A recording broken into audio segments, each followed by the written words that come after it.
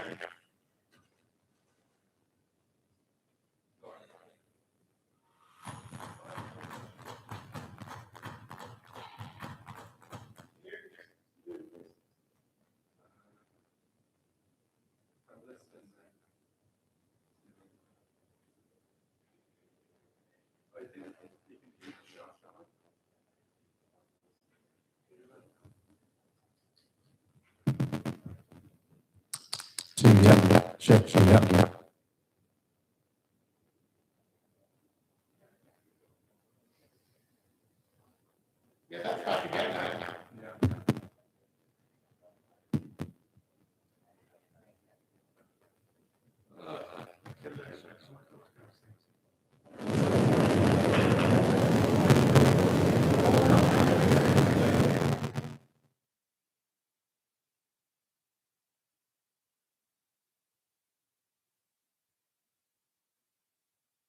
Two, yep. Check, yep.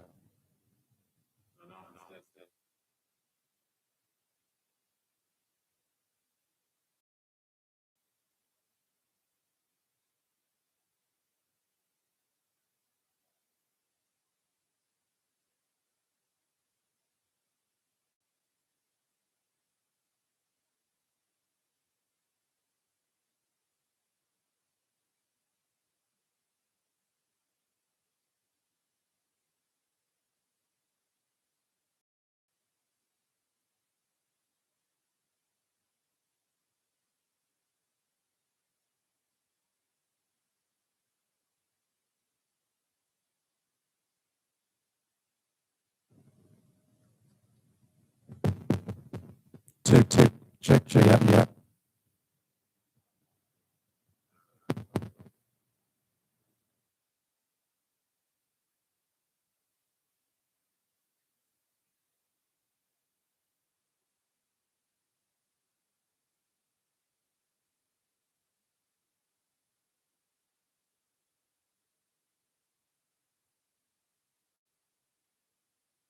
Two.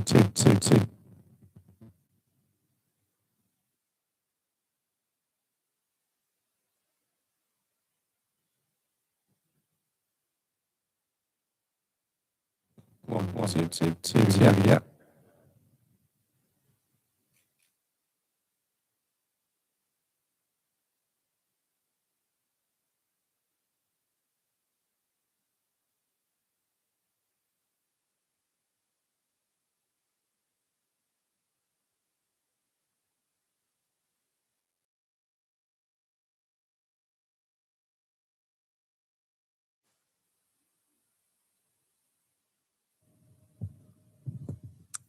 Two, yeah. Yeah, that's working. One, two. One, two.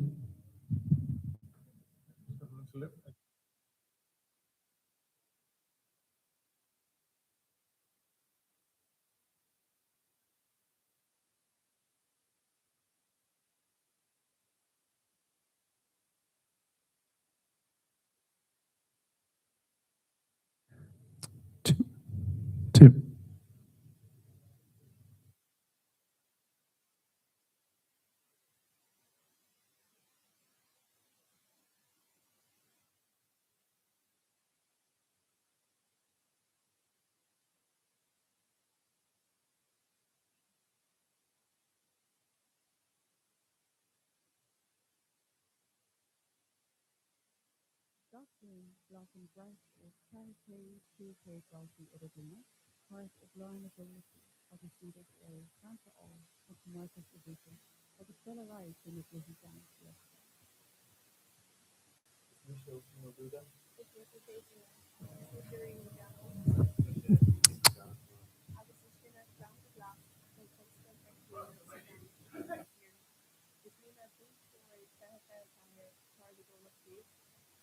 Tá Blanchán déanta atá nádúrtha inbhuanaithe agus mád an timpeall, is as chuirme bí atá si déanta agus mar sin déanann sé sin difriúil os na ggólachtaí eile. Cumála sin cnic mar bearna sa bharga do targaí mar seo agus spark sé sin na targaí ilusáideach agus grantacht nó atá déanta den bhíon. Gandalf is go bhfuil mar an fórta seo an Eric, bhíon deisiúin freastal ar na dá. Bhí trus únta go bhain, bhfuil mar go dtí Catania an áit an raibh Jenny fenithe ceathar ag gComhlachta. Agus cumála sin fan mar sa cairr na háit san orb, bhí os cin chuige tíorán agus bhí am únta.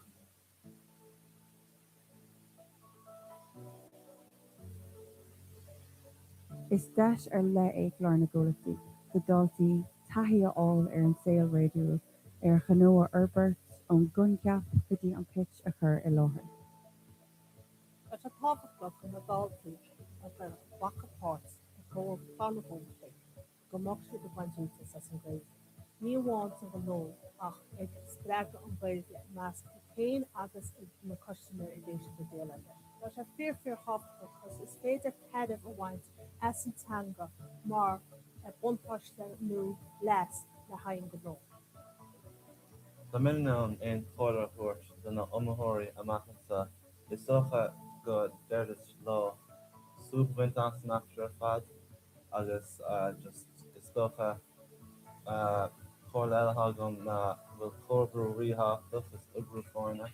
Tuis nuairtá níor bríon na héanamh amach so is socha bhfuil caint is cadrád na chéile ríthachta chun aon dúchláán na háú. An onodécht dhéana heitán na Gaeltachta agus heitán na héan ag críomhdé na Teorapa siad sin gComhlachtaí.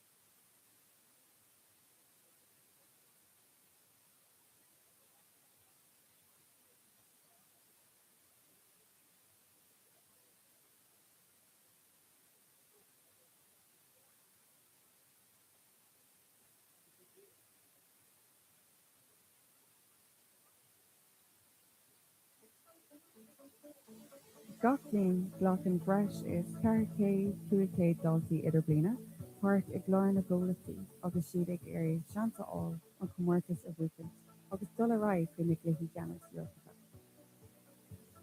Is mis sin ó dúda Is mis sé céit níanacha, is mis sé rina gabha, agus mis sé chéanú galachá. agus is sinna glan go glas ó póscail Kirkhuina sa dain i gúnta cíirí.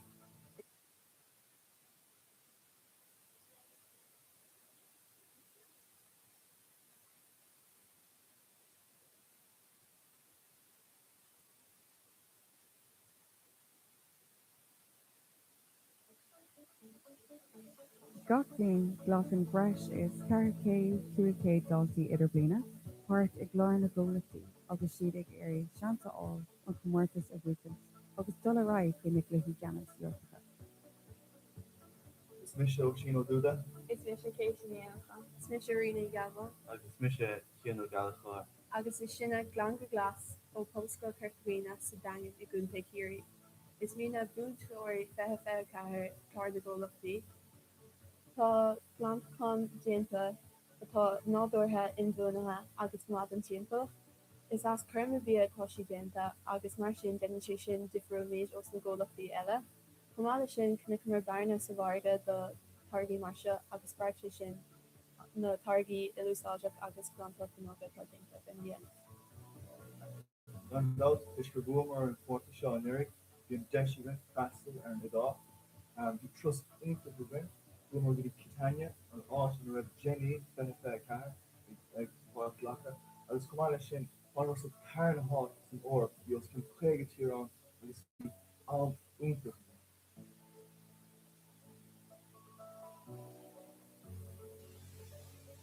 Is deis ar le é gláir na ggólaí, go daltaí taithí áil ar an saoil réadú ar chanóa Herbert ón gunceap go dtí an pitch a chur i láthair. Tá sé tábhachtach na daltaí ar go bhacapát go fannacht go Check 1, 2. Ní bháin go nó ach ag spreag an bhéilge meas céim agus Check, yeah. Tá sé fearfir hácha is féidir peidir a bhaint as an tanga mar ar buntáiste nó leis le haon go nó. Tá min an fóra thuirt donna amthirí amachchanta is socha go deireadh lá súbhaint an snachtar fad agus just is socha chóir eile hagam na bhfuil chorbrú ríthachtas is ubrú fórna tuis nuairtá níobhríon 1 2 1 2. Good afternoon and welcome. 1 2 1 2. Probably give another 1 2 1 2 1 2 1 2. Is enough? Anyone give another one?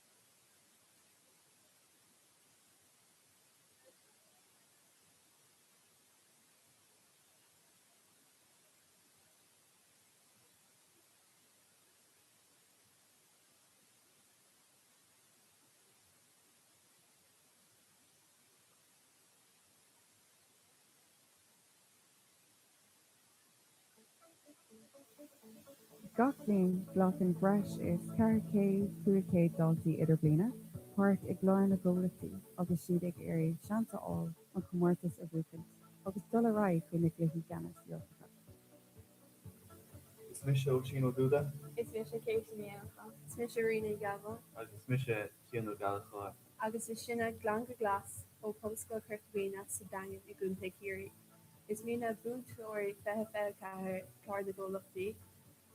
Tá glanchán déanta atá nádúirthe inbhuanathe agus gnád an timppla. Is as chuma bhí atá si déanta agus mar sin denisí sin difriúméid os na ggólachtaí eile. Cumála sin cnic mar barna sa bharga do targaí marse agus spraigse sin na targaí ilusáideach agus glanchán nó atá déanta in dhéana.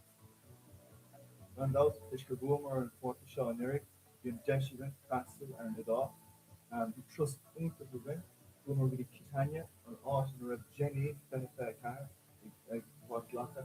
I was Kamalation, honors of Parn Hot from Orp, the Oscar Craig Tiron, and the sweet Al Uncle.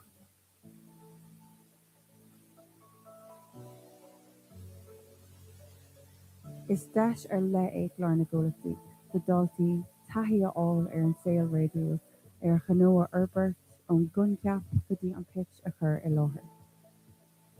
At a tábhachtach an adultaí a go bhacapát a go fánaghomtaí, go mochtú go bhaintúnta sa an gréid. Ní bháin an go nó ach ag spreag an gréide meas céin agus na customer I ggéisi go déile leis. At a fear hábhachtach cos is féidir ceidir a bhaint as an tanga mar a buntáiste nó leis na haon go nó.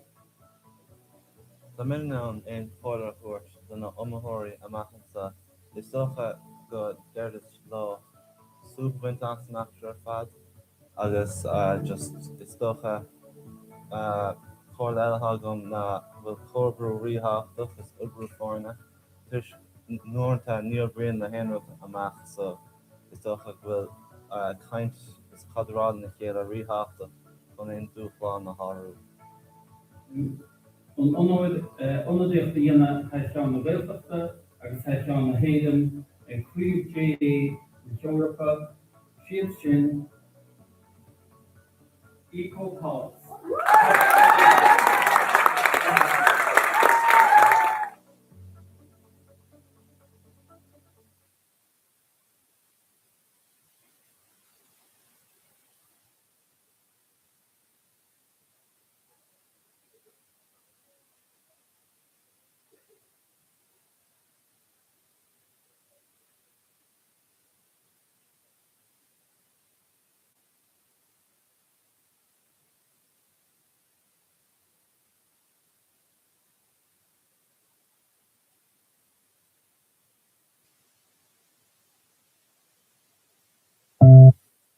Carmar is féidir leis an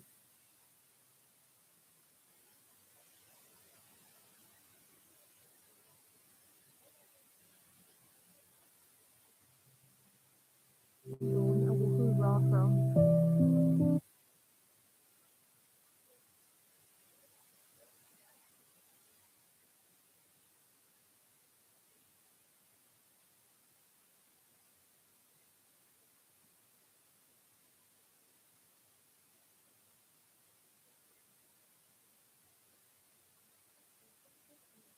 Gach léinn ghlachan breis is carcé cuaigé daltaí idirblina, páirt ag Clár na ggólachtaí agus siad ag éirí seanta all an comórtas a bhuachan, agus dul ráid go na gluthí Janis Gaeltachta. Smisho Chino Duda, Is Misha Katie Is Misha Rina Gavel, agus mis sé cíanú galá. agus is sinna glanga glas ó Posco Kirkbina sa dain I gúnta Kiri. Is mína búntóir fethe fe cahar card na ggólachtaí. Tá glanchán déanta atá nádúirthe inbhuanathe agus gnád an timppla. Is as chuma bhí atá si déanta agus mar sin denisí sin difriúméid os na ggólachtaí eile. Cumála sin cnic mar barna sa bharga do targaí marse agus spraigse sin na targaí ilusáideach agus glanchán nó atá déanta in dhéana. Randolph, Ishkaboom or Forty Shaw Eric, the Jeshivan, Castle and the Dog, the Trust Uncle Ruben, Boomer with the Kitania, and Austin Red Jenny, Benefit Car, gComhlachtaí. I was Kamalation, honors of Parn Hot from Orp, the Oscar Craig Tiron, and the sweet Al Uncle.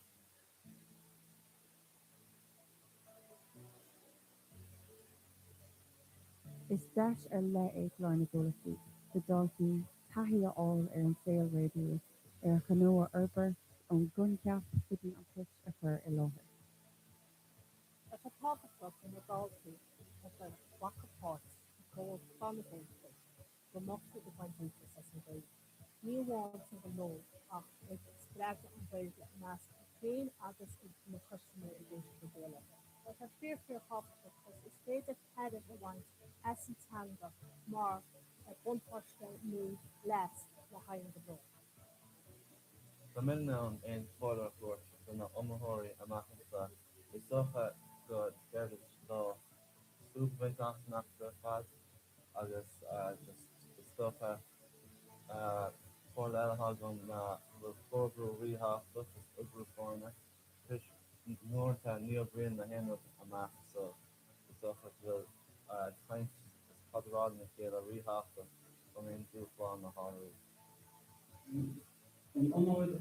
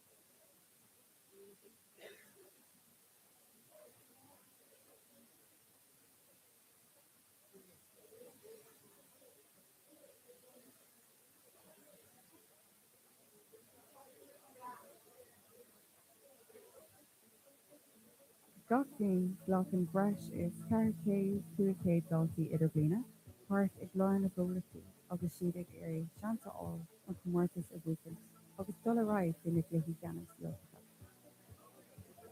Is Michelle Chino Duda? Is mis Katie Is mis Rina Gabo agus mis sé cin galá. agus is sinna glanca glas ó postcail Kirkbuena sa dain i gúnta géirí.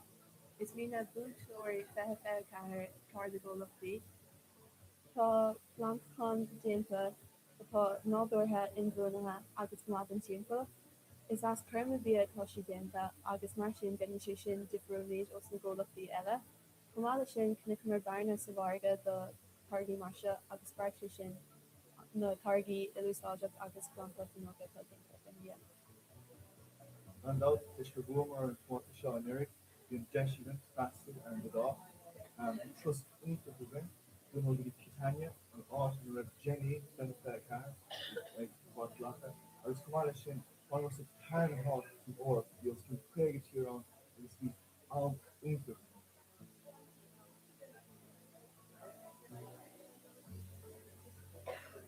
Is deis ar le ag lear na ggólaí, go daltaí taithíáil ar an saoil réidiú ar chanóa arbert ón gunceap chutí an pitch a chur i láthair. At a top of look in the dalty at the back of parts, go on the home thing. Go mock to the bunching as a day. New wants of the low, ag spread on way mask contain others in the customer evasion the dealer. But a fear half because it's fader headed a wines as in tanga, more a one touch new less the high in the bro. Tá min an chóra chuirt donna amthirí amachcha is socha go deirdas lá súbhaint an snapshot fad agus just is socha chóir eile hagam na bhfuil chorbrú ríthach is ubrú fáinne tuis nuairtá níor bhríon na henrach amach so is socha bhfuil caint is cadrád na chéile ríthachta chun in dúchláán na háú. An onodicht dhéana heitseán na Gaeltachta agus heitseán na héileán ag críomh na Eorpa, siad sin gComhlachtaí.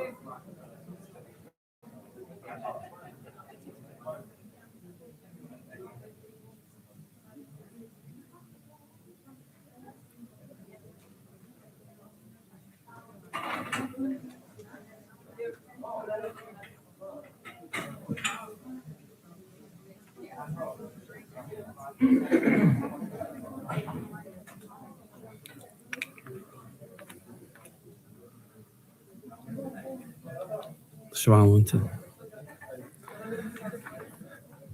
Okay, Chorda. Could we toast leis na himachtaí fudamálta gon trónana? We're gate fáilte isteach ag críomh náisiúnta Clár na gComhlachtaí fiche sé.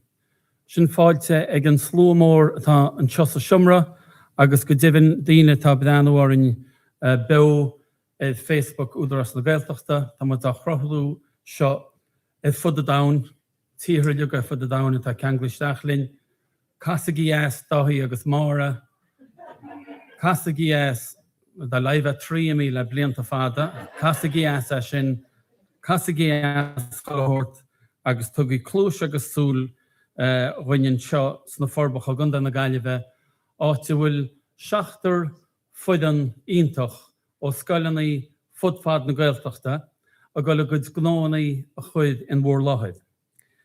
Seo da mar dúirt me an críomh náisiúnta go Clár na gComhlachtaí fiche sé a rachtal an Údarás na Gaeltachta a gcóir le Junior Achievement Ireland. Tá scailanaí ein as Círí agus as Gaile agus as dún an áil im léana a bheits iste críomh na héidan ar nói Círí agus dún an áil a bhí a gríomh na héidan an nora agus béidir gúil Gaile ná na híochtasteach a backdoor im léana an seo ach feice mud linn. Agus na daoine bheits in cinneach go bheith sin ná an bhirtas tábhachtaí seans in sa siomra na moltóirí.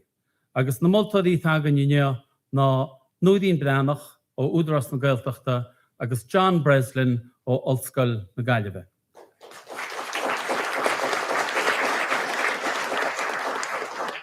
Agus is ionintach an rud gúil se pósásta bóla bosa chuirt chomh agus dáitse agus tásúlaingar mar sin a bheith tróna. So, riib se Somália, tá na scoláidí an seo, tá siad héis bheith a caibhlint ó chrúna né, tháinig siad ó cholacheáin go Gaeltacht tróna né, agus bhí an látha go bistí an Ollscoil na Gaillimhe a bhain siad an taide bheits, agus an sin inne an seas na forbacha áte bhfuil a gcuid sgrathí chur a láthaid na moltóidí Jacob ag seasteáin a mó inta siomraile atá gan seo. Bhfuil fáilte a chud ribh chopla duine a dosach, Harcheán Cathairleachan den na Gaillimhe David Collins tá Martin Lee an seo Cóiliad Conde agus Ball go bhfar Údarás na Gaeltachta, Cuidim fáilte ribh Helen Raftery, Príomhaimeanach Junior Achievement Ireland, agus thar cheann údarás na Gaeltachta, Ruairi ó Hálín, Canasí, Fintriachta agus Nuailiachta, agus fiorime I Ruairi dhá ocail fáilte chud rúib ha cheann údarás na Gaeltachta.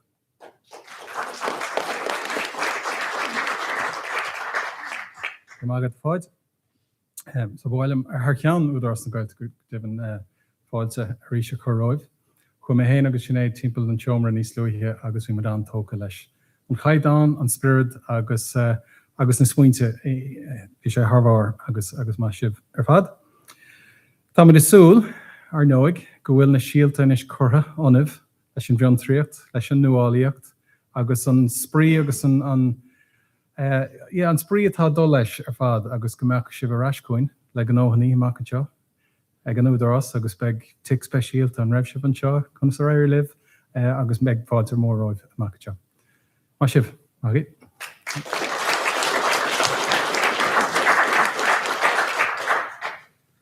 Go míle maid Ruairi. OK, as seo go cheann uile chlaig, chluiste sibh mar dúirt me ó 7 fuidem. Ó cheann na tíre agus in trosa siúmra, bé muid taú lob chamá agus tá muid an an, ní léondanna go bnéadhíseach, der siadlam, ní léondanna go bnéadhíseach agus tá siad réach an bóid. So, gon chéad uidan, tu go muid go círi, go pobalscoil chorcaghine, agus an tainimetá I do gcomhlacht seo ná BeeWise. Na scolaí tá páirteachán ná Rianan ní bheaglaach, Jessie ní Lynchí ó le mé ní ghrífín, má Eilish ní Garals, muidir ní bhuicheartaí faoi stúd an bhúntar a tris I éanacháin. So could í fáilte bhór bhílteach speisial a rúba cháirte BeeWise ó pobalscoil chorcaghine.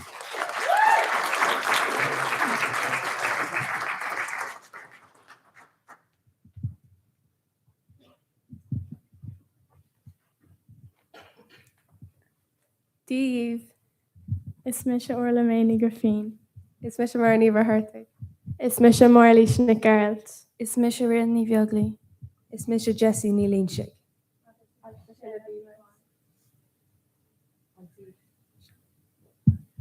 Seo iad a tarlaí. Tugtar BeeWise ar gná mar gur dhéanamar clúdach BeeWise agus blasan bhéal ó bhean.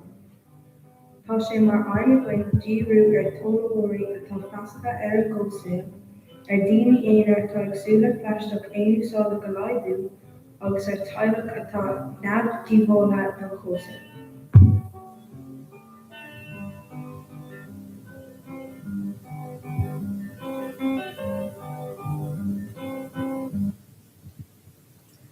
An ra bhéis a goibh go tar géan an dahan a chóhann trúlú clink film gach blian chun an dahanna ile 1500 uair. Well, tá an réiteach an feibhsa ag ar gnó. Cara sa tháinig an smaoinemh. Smaoinímar ar BeeWise lámháin ar scoil I ra amlón.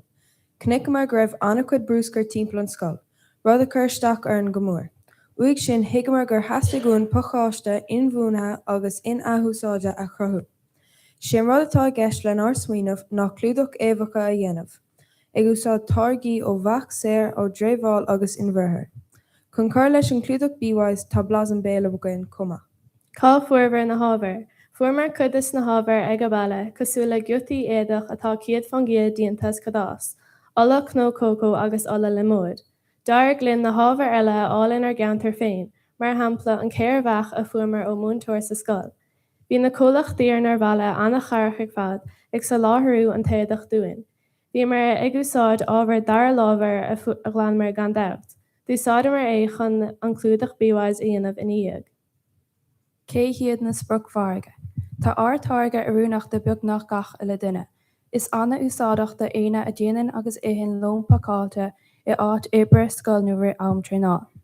Seasan ar dorga amach de aine ina bhfuil simachá snathú ar rád agus a tullathóir cónathe atá feasach ar an ggósail agus ar chláinte. Tá clúdach BeeWise anna cabhraach do clann gnóthach le leanaí óga mar is féidir iad a úsáid go fris topic. Cean na mothirí atá againn. Tá lán na mothirí againn tuis go bhfuil an daingean mar balla trasóireachta.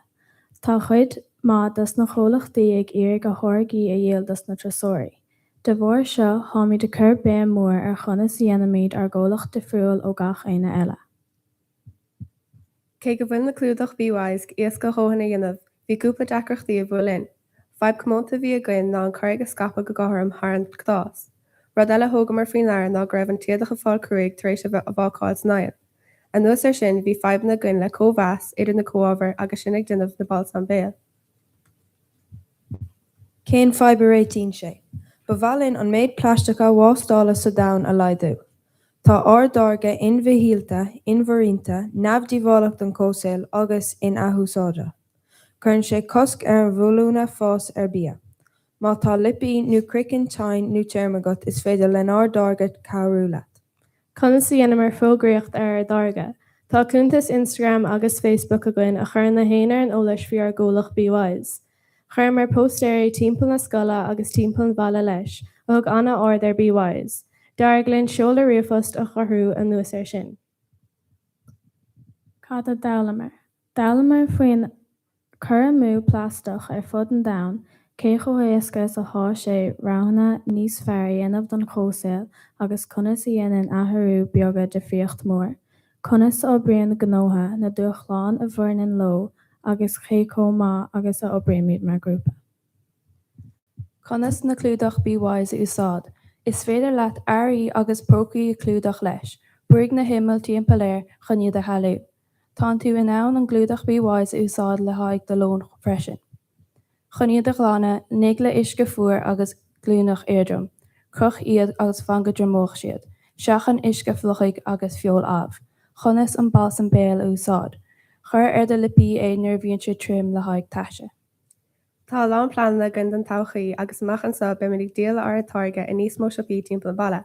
Chomáile sin bhálinn balsam curb a thuirtaisteach na gó leis. Tá suala gcuin gur chuig ar darga bhaid mar an pobal. Bhrálinn ólas a scapa faoin dain séir a bhaine le athhrú ráide agus an túnchirtá gar na bacha. Tá siúman ar cólacht a charchan cín ar na man sosiálta agus sinnig fás mar gó beag. Gur mína maithag go.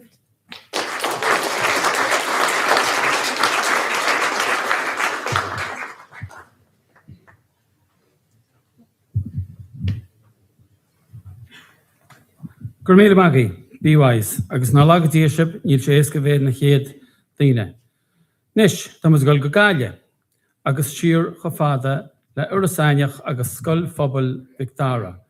An nuidir na bheith sáine nuair seo nó cólacht tá bunaíocha ná eco-spa, agus siad na daoine atá na scoláirí bailó Europe atá i pléile se ggólacht seo, orlanne geal fáric, cuimhíní chlathairtaí, rianna ní chonada, Jack Shoge agus Alex McDonough. Mar sin níos í líb eco-spa.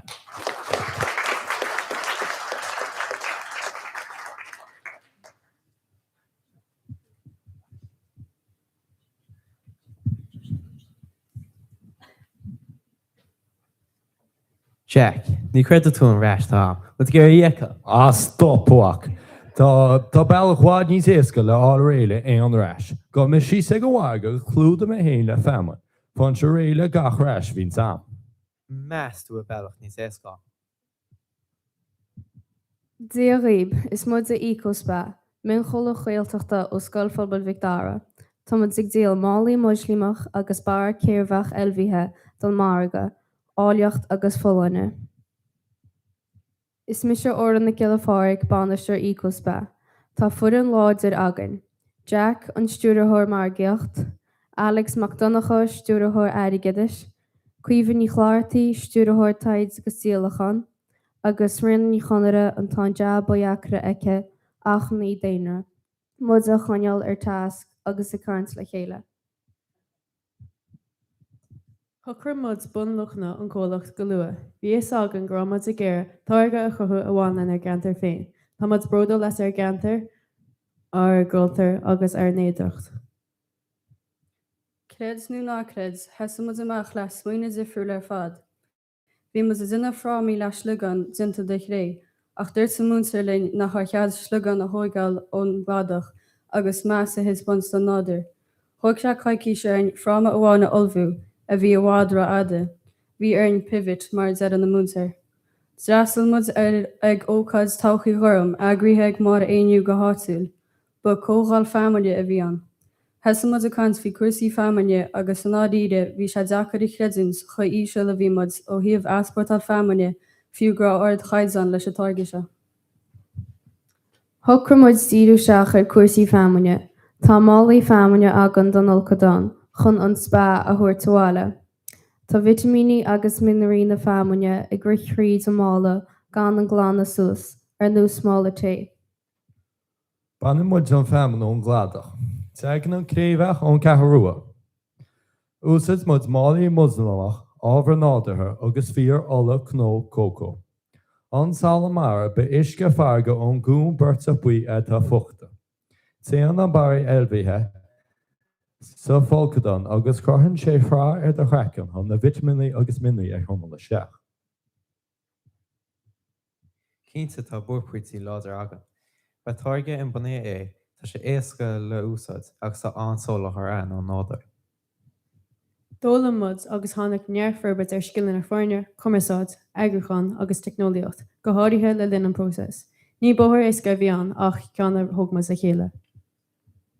Rinne mud taid sa marga ag tú sa fróséis. Ní ra éon cholacht a nús mud a ganamara nó fiú in gáile. Tá cólachtaí a díal targaí ar núsa ach tá sé dloníthe a ggurcha agus a sligach. Tá costas olhar ar thub do bhar méids famain, pácastú agus brandal. Tá mud a díal an bar elbhí chun na maithas ar fad a chuneala do chreachan. Tá málaí níos luúin agus leidan sean chostas. Mód ifriúil an freisin a charann go mór leis an glána suas. Tá na praisinaí agus an brabús le feiceáil le seo. An tauchaí. It's féidir an targe cheannacht in na mán hóisealte nu ar líne. Tá híomh hóisealta ein le pizzerí go a feman a churmas sa málaí agus scéal sin aine ícospa. Támad ag ferbert targaí nu agus ag olbhú chuoine le créomhach chun an ícospa experience all smaile. Gur míle maithagaí, Tásúla agan go bhfuil beganí níos smú ólas agaí. Tá na bailí teangaire le feiceáil le teo agus bé fógur tíocha second le feiceáil inis.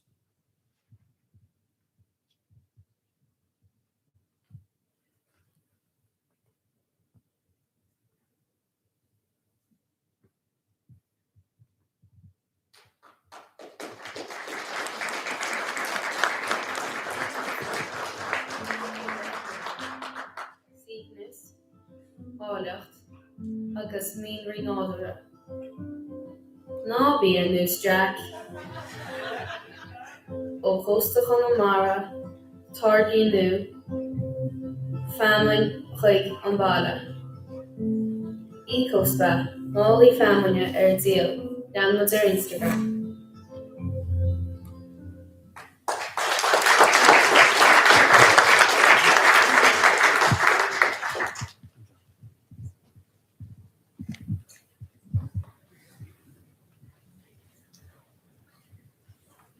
Gur míle maithagaí ícospa ar 9 faoi stúid Róisín í chanéala agus is iontach Jack gúilen ar Alex gúilen ration glánta suas. Thomas a goil go dún an áil. Na chéad chóirt go dún an áil an chuig pobalscoil chuig dóid, má an se bré an uidan atá tíocht agus an cólacht tá bunaí Jacob ná cuan. Agus é a ggólacht cuan, an níman an éiceáil. É a ggólacht cuan tá siad a míhain. Brona Carruthers, Lucas McDavid agus Brianna ní Irisce faoi stúd Emily Lynn. So an cólacht cuan ó Phobalscoil Gaí Dóid.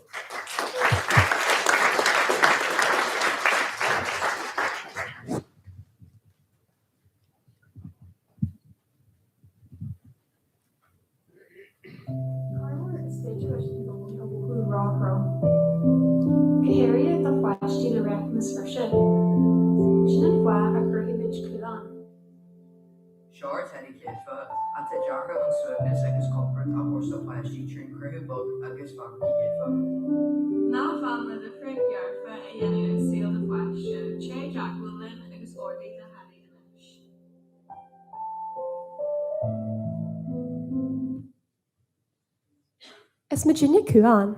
Seo Sean compart I cruú Teddy sábailte, comporta agus spríú a chuidir le gá poiste a bheith soccer, sonna agus ara. A chumra é mahan. Bunny cuan a méidir over fichuig an takeocht féric na hort de foiistí ó recnas for seacu trí harga an bhuine agus céad fa. Is mis se brenn an dheiriske? Is mis se brona Crothers? Agus is mis se Lucas McDavid. Ar darga speisialta, ní gra Teddy é seo, Tá grethe uhuila an chun foiistí a chur ar súbneas. Ús Jimid fabricí céad fa, Tá féim creithú den súbneas agus codín se le rá ula céad fa. Bunas an smuoine. Hannig an smuoine tar éis leirt le muintúí rec na speisialta a bhíine dúine grothir Teddy crowd an Portal Asferica. Ag muid an sin gro bar na háir sa bar a gún éiring. An prósas inal tracht. Gentar an saoil crethú sa seomra inal tracht sa scá. Is an imid printer 3D chun ces an bhina a dhearú agus a frontal go crain. An prósas áhar sugin, is Jimid fabricí céad fathe agus fuilatre na fabricí ar na Teddythe. Runimid ugaigtaí a thugann compart agus taithíochta de foiistí. In bhuineacht, tar gro curjúil den cóhial. Is na mid Teddy a chusa mar bhun dar targa. They didn't shot Rawell agus tugan se seal nuad an Reagan. It's a sure model crew, shot cree lair target, tis a falling ga kinder Teddy Kuan, tis a jarha ogin leve sawoche, puan, agus factor hun emni na poisty ledu. Agus shot punchy will jailhan take our grow. Rectons for shit, jar does specialty the poisty the rectons kid free. Crew mean, couldn't she shot le emni agus raw ul in the poisty ledu. In one here, Gentiles Teddy Akur such a yet, cardinally shot on Cohill. Ken a parson too. Is Phaedra and Teddy a farson to the gap question?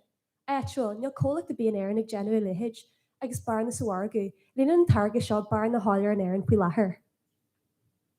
Agus kids in the Teddy his shot for Honye, or Sprick Wargu, Tushmurgus Plashy yet, Marhample, yet should le autism, ADHD, no emni, heart in the East in a tree godoyag. Scalna, Shana Edan, Enad Ida Specialta, Muntry agus SNA. Terrapori sihir agus grúpi takiak the uhas. Agus Charlie Ecolia, Shaw Dania take Lord Turgi at the Curjul and Cohill. Margiart, run your mouth tiger margu or Muntry rake the specialta, Tushmahari agus Terrapori. Rumage survey Gurn Gish and Gapin to give a terrific plashy as and Teddy Shaw, agus there's Arthur Carabug and Treef and Gate the mail. Agus bunny ar táthraí survey, chumid trorlóir heile an mínú conas an Teddy úsid go hefecta. An eis tá muidir gobar an lipid CEL an Cajun Seltacht an Aintas Europa a cólíú. Agus jid hesgin faoi omahari sogin, tá anlís genta is ní fect go ein cólat an éireann ag genú Teddy céadfa coslan ar gud féin. Fós, tugann sé seo jeisir leid ar gno an éireann. Jid ag cuan nachhólig na hallairí harlear, Timid genta an éireann, timid acur such agus tamid san ceapa. Pobliacht, Jerry Lynn bugna 3 million duine a shraiú trí na trúr takiak the Shaw. Reduce from which and this more Eric Roberts, a timor later or in Glare Breakfast to Ireland AM, agus Dancing with the Stars, agus the hearth of million Lanthorga or Instagram. Yes guys, Eric Roberts here. I just wanted to give a big shout out to Public Skull We Dowie! Heading up to the junior achievement finals, which is incredible in itself. Getting to the finals is absolutely amazing, but heading up there with such an incredible, innovative project, the Sensory Teddy, I think it's going to help so many children and families. I think it's such an incredible idea. So I hope you do the business, bring it back to Donegal. All the best, guys.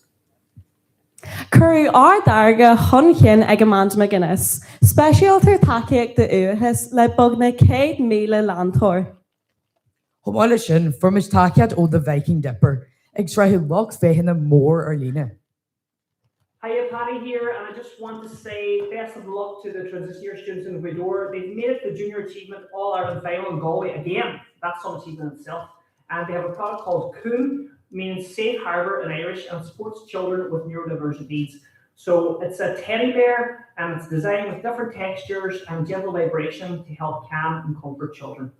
And honestly, something like this is so rare. It's a brilliant idea and badly needed as well. So best of luck in the final, and we are all behind you. Agus jindai when we spray all is for our target. The man ho shelter to kuntis Instagram agus TikTok or file again. Homáile sin to save Ederlín in the Jago Biogan. Argadis, na costas a big bunches na tedia, mar go siad achar salcha, ag sneal costas a quig year shart on tedia wani anu. Jill mich fee shart teddy or car na euros na ni cent, agus rich brabus the heart that vila ya head euro, shin artho with a shave and gate. Ar scravu argad. Bonnie the ardi at wormage or brangashi linisa, the magic soul and brabus the heart of shart vila euro yen and ash again a couple of me. Táhí ar gComhlachta, seo coach dar blanana agus dar smuintse bhhailinn want sem más a táhí. Ar dús bhhailinn ar dargaí a dhéal go dónda, agus taimeigh suúga grúthú é seo níos mó ahantas ar do réicna speisialta ar fud an dón. Thomáile sin, bhhailinn obair le grolataí a tá go thomlan an bhainithe chun damaistead an cóhéal a léadú. Tá sé mar aim agin fabricí a tá go thomlan an bhainithe úsáid agus an dráhfuil a léadú.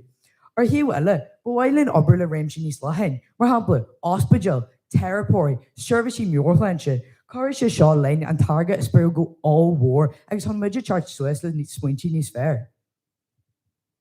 Is Virginia Cuan. Compart bug. Junker mór. Martha ga lanú táhachta. Gur mí le móigad asfuair neaisteach, bhfuil ceisneach den your bé.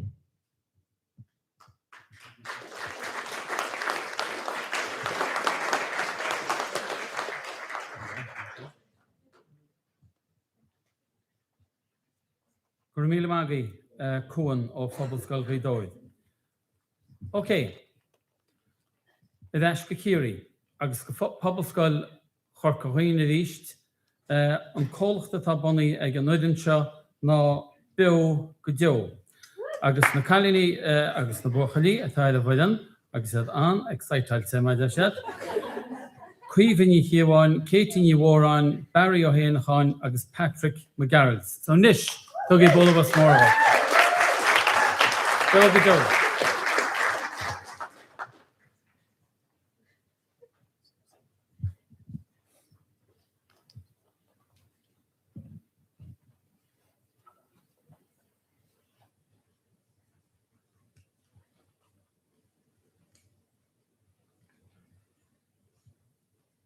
Bear shot.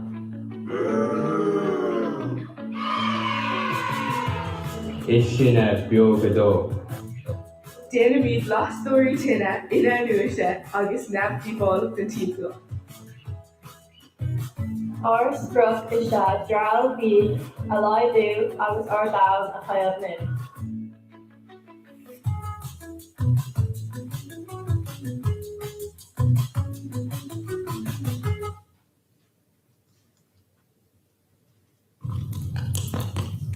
Ó, nach bhfuil an tine seo anna yes. Chun is ósnig tú an tine, leis na firelighter seo. Ó, in anam dé, an bhfuil is go an méid demáisí an siad son, há cemicánistig sa rodí son, han tú I déanamh an tú fás demáisiad an timplacht. A cha réisio gom, trílíd sa, há siad chó mád an timplacht. Ó go húntar. Katie is anam dom agus is mise an stúr thór banistíochta. Bláin is am dom agus is mise banisteir mar géocht agus díalachan. Barry is anam dom agus is mission banistóir airgade. Patrick is anam dom agus is mission banistóir targa. Agus is sinne biogadó. Curran ar cólacht réan targaí nádúirthe agus neamhtí bhálachan don cóhéal ar fáil. Déantar ar dargaí as ábhreachúir sáilta agus cabhraíonn siad le dreabhal bí go laidú. Sin ceann dar bríomh bontáistí. Tá gachar díorthe ar an bhúnachacht an beáistú go dtí aúsáid de ggóábhar. Der an EPA catar 1.1 milliún bí tonna bí amach an éireann gach bliain. Tá fethe fan géad don trus curtha a líon talún gach bliain freisin. Tá bhéirí, agus tá 75 fan géad de Fónaí Café curtha a líon talún freisin gach bliain. Se, agus tá biogadó ag na statisticí seo a laidú go mór, nach bhfuil Katie. Ó, tá bláid. Agus cad dhéanaan ar gnóú thuúil. Tá ar dargaí nádúirthe, inmhóraonathe, inmhíhíalte, víganach agus cardúil den cóhéal. Fuoi láthair tá lastóirí tine gcuin. Tá na lastóirí seo déanta as dreabhló grúdlinn agus siopaí cafaí, curmú bia, málaí taobh úsáidte agus céir bhecha. Tá muid gobar ar luganna dótáin faoi láthair agus tásúil gcuin iad a chur ar an marga go luath. Ní dhéantar tástáil artha ar anmhethe agus is cólacht eisiciúil sinne a laidíon dreabhal bíag agus dreabhal tún sclíoch. Tháinig an smaoinemh seo chuain nuair thugam mar a cuirt ar grúdal an daingean. Cnocam me gurbh annach chud grail ón gúdling gan mar an úsáideas. Is iad na bailí dalta a úsáid na argó ná déontóir go dtí an tailtóir agus déontóir go miondíaltóir go dtí an tailtóir. Is iad an nómathirí na cóhlachtaí a díad an táirgí lastóirí agus logan na dótáin me hampla zip. Tá lastóirí an mar go hanahéin ach níl aon ceannacha déantás dreal an gúdlinn nó dreal bia. Chun ar darga curcan cín croithí mar cúntas Instagram agus fuair dína cáúla ar nós Julie J chun caint marheolar. Fuair mar 100,000 views ar TikTok. Tá muid ag forbairt siomh gréasán faoi láthair freisin. Dhéanam mar survey amach agus thugam mar ar amach den spocragam las mór de siopí áitiúla daingean. Dúirt breis 65 gan géad go gan ódaí seoidóga. Dhéanam mar iad 5 euro an camp. Tá siopí ar nós Garvey Supervalue, Sheehy Spare agus Fitzgerald Hardware sásta ar darga stócáil. Ar bar seo tá Dunn Stores tar éis ar targa a thógann isteach sa bhaintse i Drálí agus beidh si timpeall na tíre go luath. Ar an lá bheile bhí 5 na grin. Ceann na 5 na ná go bhfuil míad ar cólach beag a ggéir go dás na míoch le cólachtaí móra. 5 eile ná go raibh sé decha boscad an tósceart a rádá dóirga. Sa taucí tásúlagan ar mórga lehanú. Creid míad go bhfuil achhain damda ag ar dargaí mar go bhfuil líon na gosaméirí glasa ag méadú gach lá. Tásúlagan an dar targa lugan na tine a chur ar an mórga go luath comála targaí eile. Beag ar targaí ar fáil is siopaí idirnáisiúnta go luath. Tar éis cruniú le James Graney, Fionn Tree agus Únair Skyscraper ach réimar ar pacáistú a athrú go pacáistú cníoba chun é dhéanamh níos in bhúnathe. Gur míle maith go bhastéisteach linn.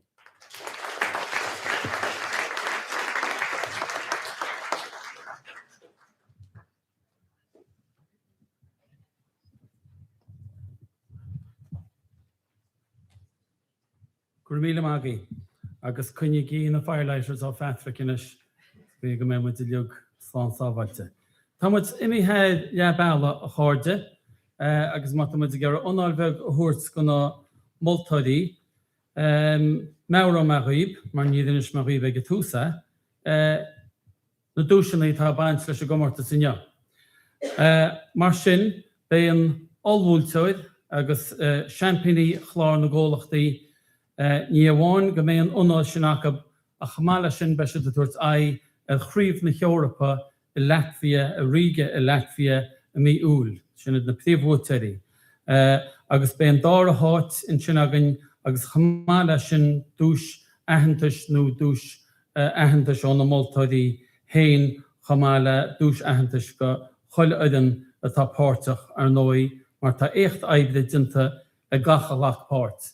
Is go gamut cuiinú go os cían stoi sus le 7 chuig scoláid a Gaeltachta páirteach sa scéimse ón tús agus tá sméirholaí agan in Tseanna. Agus leanana dá agus fanna an gáile chum go fada le scoilphobal Victára a gána agus an cólacht dar bhainim bí i ríis. Idir cólacht se tá cóla fláirta, céamach donnacha, Caitlin ní chunacha, Zara ní bhfuil chéaráin agus Eleanor ní chanéile ar nói faoi stúd Róisín ní chanéile. So bí i ríist mar sé bhile.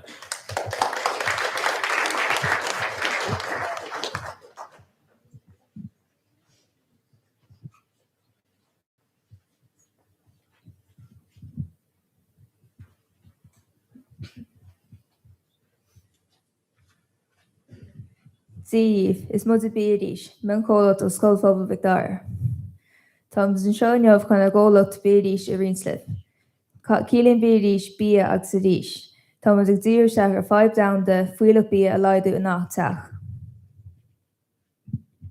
Tá rátas me sin láidirein, Tá mud a ggéir an bailach a smaoiníonn daoine ar bí chun drábhfuil a laidú agus aige do hábhad freisin.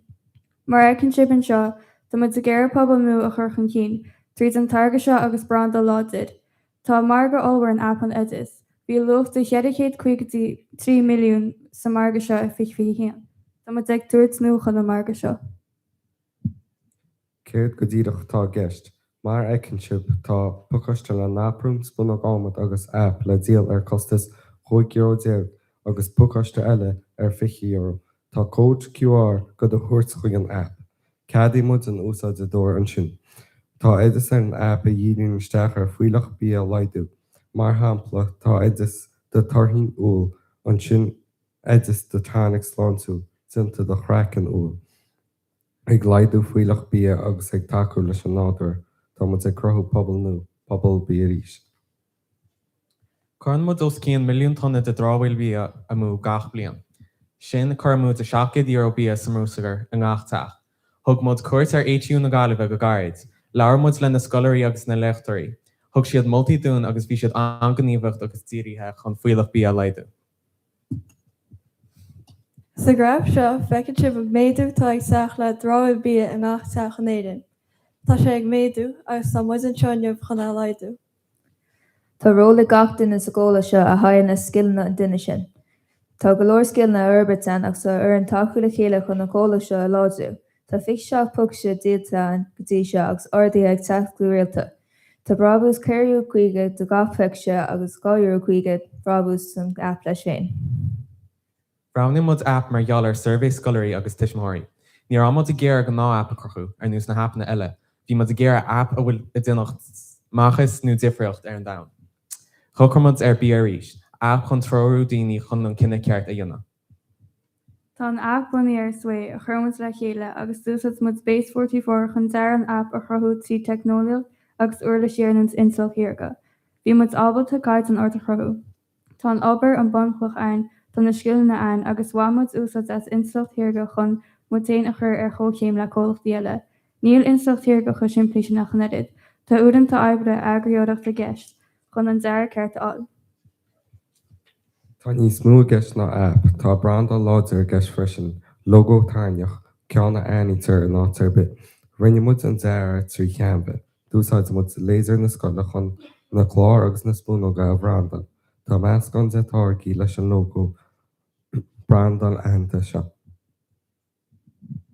Tá mud ag úsas an meánthóiseata agus tá siomh idirlínein chun an teachtaíocht agus an pobal seo a rins agus a láidú. Tá deis ag úsadóirí an app a chud edis tips agus picturí héine úslódal ar an app. Tá mud ag crothú an pobal nua seo ag taú le chéile gur mágaí.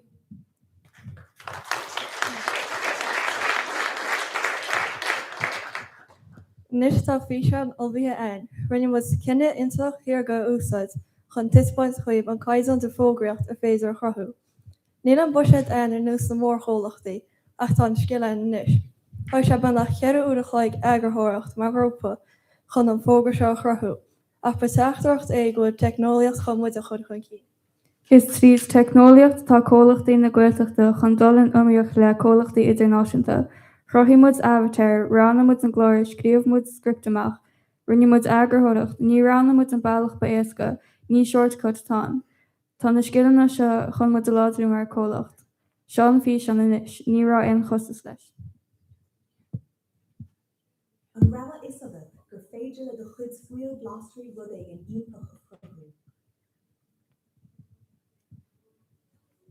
Afrí do chrachan límóidsa agus bar carried ina méli blasta.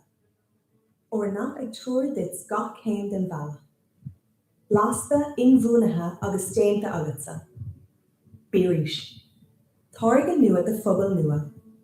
Íslódal an app in ní.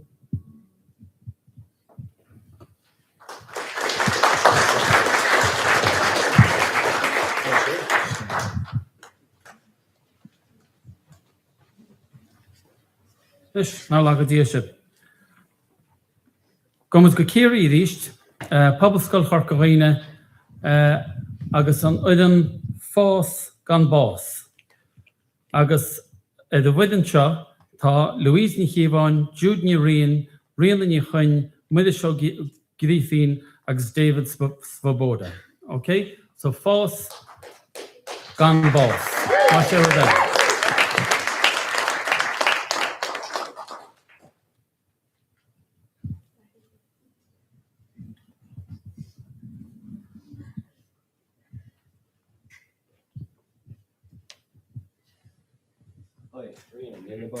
San éach Armlína. Cogur le, bhil sé seo tríocht got. Considera lei seo.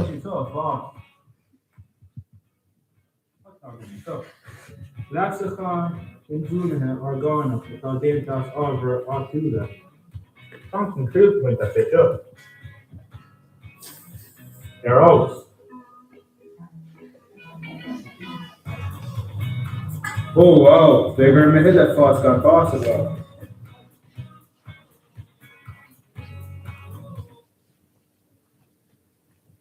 Is sin an fás gan bás, is grúpa fiontar sin ó phobal chucha chéine sa dagan. Tá chuigur chun sa grúpa. Is Miss Louise an stróthir agadis. Is í Jude an stróthir banistíochta, Rihanna an stróthir targaíochta agus Murs agus Damien an stróthir margaíochta agus technolíochta. Sin táirtá crutha goin. Ná leascán inbhuanaithe agus ná dúirthe tá déanta as cafigrant agus slagán uibhecha atá míad a athúsáid. Tá calcium san blasca uibhecha a thugann fréamhacha níos láidre den na plandaí. Caríonn an cafi le fás duilleach mar go bhfuil nitrogen ann. Cóthraíonn siad na cothaigh agus feabhsaíonn sé slánta an ithear. Tám sé go bar gafe áitiúla sa dagan, agus bhí sa cuiineh an méid san fuil atá ag buint le cupán cafi a dhéanamh. Dúir sé le na grúpa agus thosnéimar ag déanamh taidir cad gur féidir déanamh as cafi gar an zúsáta. Tháinig mar sús leis an smaoinemh únta chun leasacháin na dúirtha déanta as slagán uibhecha agus cafi gar an úsáta a dhéanamh. Tá annach chud feibanna buint le leasacháin tradiisiúnta, réitín átarga id san ar fad. Chuna sa dearn tú? Is féidir le trúla a dhéanamh ar aoncha agus luchanna agus marúh orgánig. Ní dhéanann fás gan bás é sin.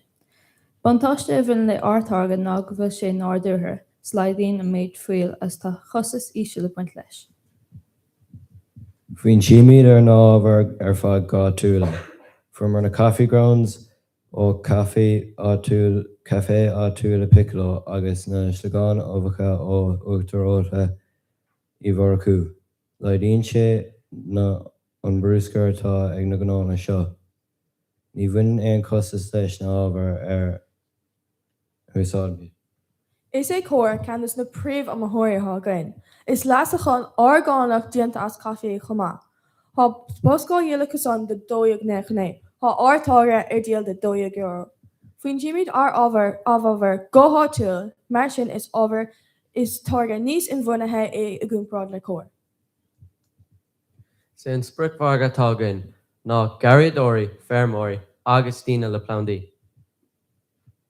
Don taide marga dhéanamar amach sarvéna, de múntóirí tiismóirí fearmóirí agus gariadóirí áitiúla. Sna tuirthaí dúirs 9 fangéad a dtíine go ceanóg siad ortóga agus dúirs 8 fangéad a dtíine go bearló leasacháin ná dúirtha. Ar dús trimóimín na cafigram snáin ans go meisiad ar fad trim chun snas a chost. Ní mín na slagán uibhecha chun go meisiad ar fad glánas gan éon lecht fácha ortha.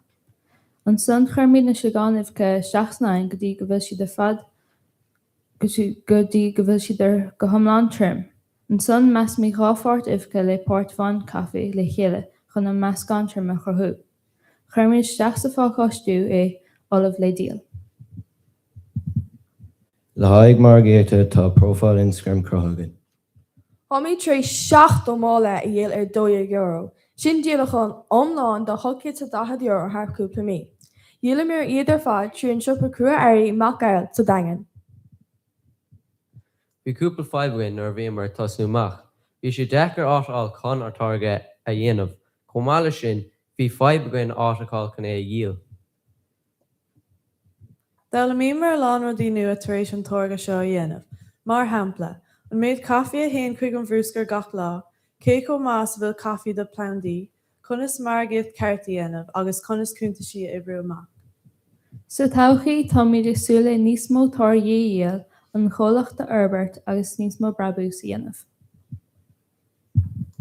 Gur míle maith go bhas é seos líon nómh.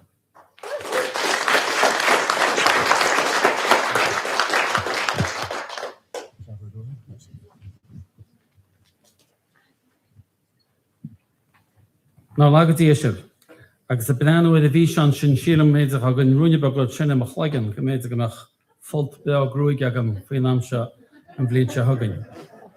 il sam, heb ik kan ta dricht de kintig de kirche. La rudi chud a fós. A chorde, tá mu dige fwyd yn dere.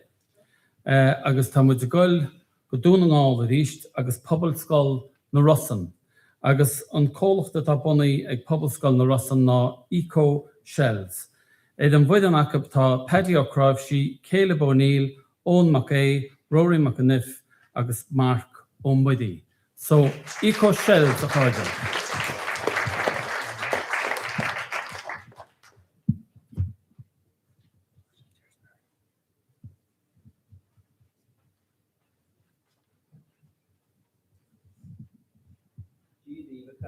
Is Mr. Paddy agus is Virginia eco-shell. Is mean chojach the TY mudge agus Gila mudge last achan oishri. Hail me féin agus cehar de macarja an sminiuv shaw margaro cur amu shligan oishri ag an varm oishri actual. By Rory our Werford Targi, by Owen our Manastor Tinskadal, by Mark our Jaiktor, by Caleb and Manastor Argages, agus ba Misha our Manastor Man Socialta. Gurmaigid agus sla. Is cólacht fiantar a rain mudge as pobl scoil na Rossan. Quig ball an foreign. Is Misha Caleb, Shaw Owen, Shaw Mark, Shaw Rory, agus Shaw Paddy. Ta gaff rund fian gola can galta Leonard Ganter. Solar rain mudge an targa go hatcho. Pakistan ata in Warnia. Tagan noishri o chasta tabarkin a ganda dinanau.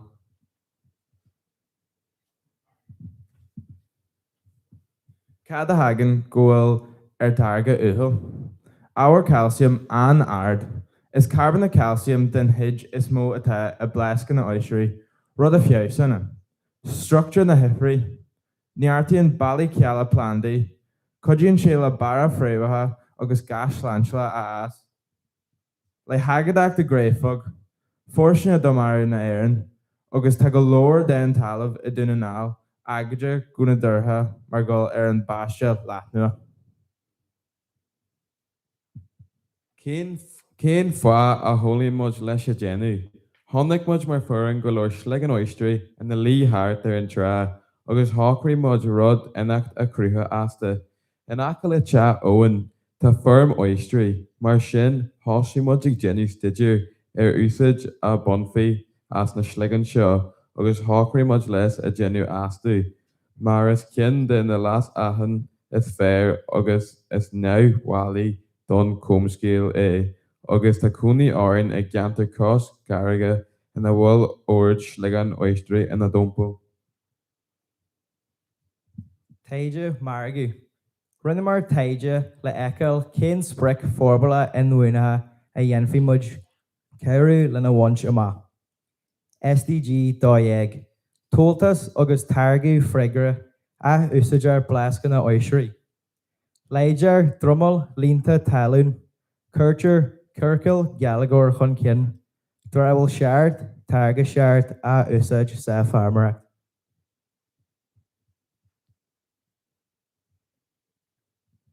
Cad éad na dúslan a srí mudge, Jack Crackty agan chapter chargam, a mé mudge a lig sasa leis, crinny mudge an tower ba process Jacker a glanu agus amrú, glach sé cudge mór am a fanach lena trimma. Margiacht, hui mudge mar grúpa ó doras go doras ag scapu belog, agus an imian hui mudge hug ya kid chas a canter, actual, ag torch Belog do gacha.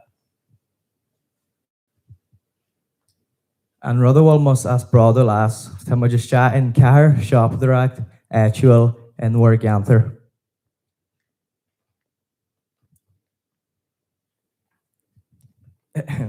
Es Virginia Eco Shell, Gurmaigid Hon Eistart Lin.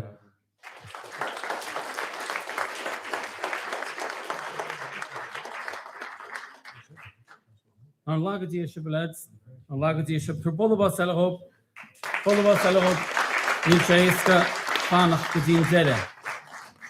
Oké, chorde, sinné, sin an comórtas, Tá se fácaí inis ag bert a gháil agus a gcuid figurí chud suas agus síos agus siar agus said agus a chuir le chéile dói i bhealach. So is fáca mu ag nódaín inis agus ag John a gháil agus a gcuid marcannaí a chuir le chéile agus beiste den eis an ar ball. Agus le meabhar a ghaoib nó fórne a chonig se ban sin tróna, BeeWise ó phobal scoil Chorcaghine, Ecospa ó scoil phobal Victara, Cún as phobal scoil Ghaidóid, Bill Godó ó phobal scoil Chorcaghine, BeeRíist ó scoil phobal Victara, Fós gan Bás ó phobal scoil Chorcaghine, agus Ecoshells ó phobal scoil na Rossan agus tugi bolabos, Ghaib Hain agus Rob ar fad a ríist.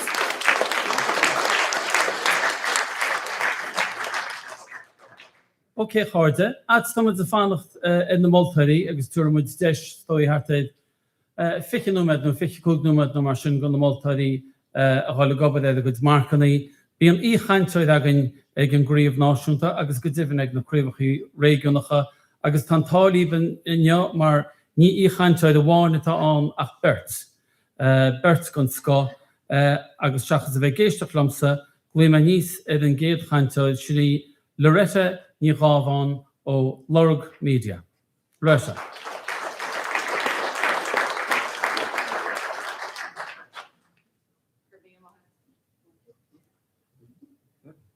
Éindó, gur míle mágaí agus bhí bhar scialta do chreití an sin. Fan go bheice me. Is mis le réis ní gáháin bhí meú le cúpla ceistráid páid, but níor chuir sé armíd, but beidir go gura ar bálín beag.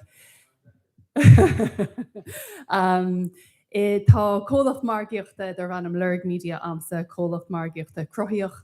Bhí sé lonaí sa Gaeltacht chosamúid má cuileann a má cuileann agus tá ethicí an i ngáile inis freisin. Níla sam rá aon duine ar lína riomh a bhaca sé béon rud bhaid cólachtaí margaíochta ar creative content marketing companies. But tá sé táhachtach is dói an obair sin atá sibse déanna tá sé be tíochsús le smuointí den sco le agus is dói is cuma cén smuoine dhéanaan sú caitheú cinná gníomh go cinál éigen a thógáil hééis an smuoine a bheith at. Agus an rud is táhachtaí freisin a lá an neamhán caitheú margaíochta dhéanaar de smuoine. Scatú cínte go bhfuil lucht féchanna nó lucht leanúna a mochan sin ag ggéire rud a cínte dhéanana bunaithe ar an táirge tá tú hééis a chur fáil. Bhí me mála tuairt rudaí bhí me mlachlíí inné agus a lítar mar ball agus mar fud na háte, but is it okay now? Iontoch, brilliant. Ó fair play chuit, bhí sé sin scofanta. Tá cúpla slide an seo just le mar scéal a ionseocht ach ní smúna aon rud eile bhrálam sa rálíbse in jobh gro mise ihuir mróga beidir Pluthe cuaig blian hin rud a cín scosta lei sin agus gur thug méid faoi the Young Entrepreneur of the Year Awards freisin. Agus ní bhí drastan mé ar scola spideal ach ní aon rud ar scola spideal ag ná ach bhí Bert Carolum is just a town ag scoil Salerno ar Salerno scoil na Galaní an sin agus dúir siad armsa agus ar Carolumsa a bheith mar chuid gon grúpa bhí siad a chuir le chéile. So bhí cearan fecha minneomh gúil cúigeran I riint gan na grúpaí agus cearan grúpaí eile. Ach is ceoltóir medigach mé agus chasma glór ceol agus mé in dhéagóir. Agus bhí banna ceolain agus thocramúid tape, so an tasam nach bhfuil tapes nó curlíní nó táda mar sin an níos bú. Ach thocramúid ar tape a chuir le chéile. So bhí ar an dear an clúdach a chuir le chéile, bhí ar an photoshoot beg a chuir le chéile. Ar dhéanana agus bhí ar an freisin bios go chulaganna a bhí mar chuid gon grúpa. So bhí cethir cálíní an agus bhí muid hir ag an mart I Mam Cross Law agus bhí an Pat Kenny seoán ar Radio 1 agus bhí Martin Davy ó Radio na Gaeltachta ag an freisin. Agus tháinig siad ag an cethir an a bhí Casa Ceol in Acail in na Caplaí agus dúir siad, geez, will you play a few tunes there on the radio for Pat Kenny? What's your name? I was like, well, is asma cuileann muid agus thosa muid ar caint agus an sin thuúla Martin Davy muid agus dúirte cethir cálín asma cuileann na cuileaní atáirí. So we're like, oh my God, sinítach. So chuúmuid leis an tanam sin agus chasmuid ceol ar fadam líanta go dtí gur me hart ar fichihéan in éintí ó bhí muid ceirblíon na dé go dtí fihéan na mar sin agus is an sin a rinne muid ar chuid aigad póca ar fad agus mé dhéagor a má bhí muid becas sa hotel seo agus neartdóstal eile ar timp na háte. Ach is dói an rud faoi ná bhí muid taí le chéile, tháinig an anam maiáit cin seile, chur muid CD le chéile ar tape le chéile an sin, chu muid siar go radio, cos ní aon airgedan le áte all ar cís, agus an sin ní dóhan maicin hir ag an radio ag an am, an sin bhí ar an dolamach ceol pil airgad dhéana agus an sin chumuid seach an sin go recording studio agus churmuid an rudaní le chéile.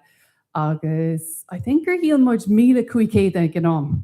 Thug mé suitcase lom go Boston lá an hiú me seach go cúpla session chas me ceol and then thug me mach na tapes chola geamh an churmuid $10 ar Paul the Boston agus an seo bhí siad ar €5 ar 5 pont beidir ag ná.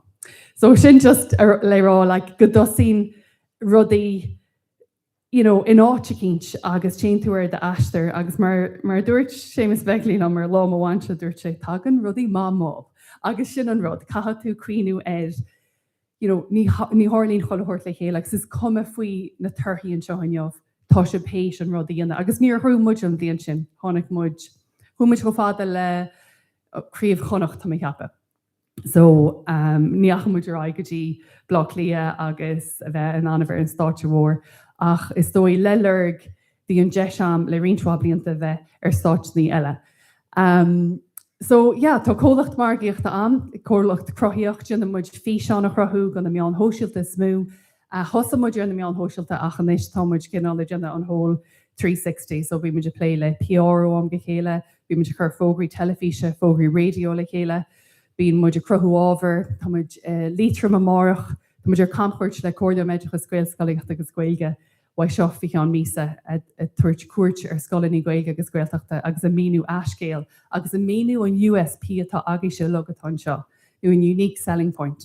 Tá an Gaeilge chótáhachtach agus níla sam tá sé an nús bhfuil lunar tíocht as an is, nuair thosa mise i dtíobh na meán agus cuasaí Gaeilge bhí muid ceann mar rud amáthair an taobh. Tá san ar logur gur tháirla TG Ceheadach tá me conscious dói ar daoine ma íse nuair thosa muid a TG Ceheadach bhí se chodómh leis a bic. Bhí chulach an na breanú ar going, oh yeah, the Irish, you have the Irish, so you'll be going back to TG Ceheadach, I suppose. And I was like, níla sam, but thug siad an deis chum. Agus me ggéire just is dói snapshot a tríb gur faoime aisteir rugú hála San Francisco mé ní aon chuige am bhí cabhar focail am dún an deras las an solas gur síos til múna bhí cúpla dámda am ach ní aon chuige am rilí go dtí gur thosaméir scolámála nú má chuirlinn a scoláin chuige atá na mohan sin agus bhí mé mar an carthú glún a drastal ar an scoil sin. Bhí dad a gúnaí maithaigh obair agus bailachas an béir hís a ggurcha go mháis so ní an air sin Gaeilgean. So fiú go aon den atá medigach sa loch féchna nábí búthe coine lethe agus tucaisí. So fiú ag an nám cé go mé plé leis na meán hóisiilta neamh, ní aon BA, MA, diploma, aon rud mar sin a dtíobh social media ag an nám.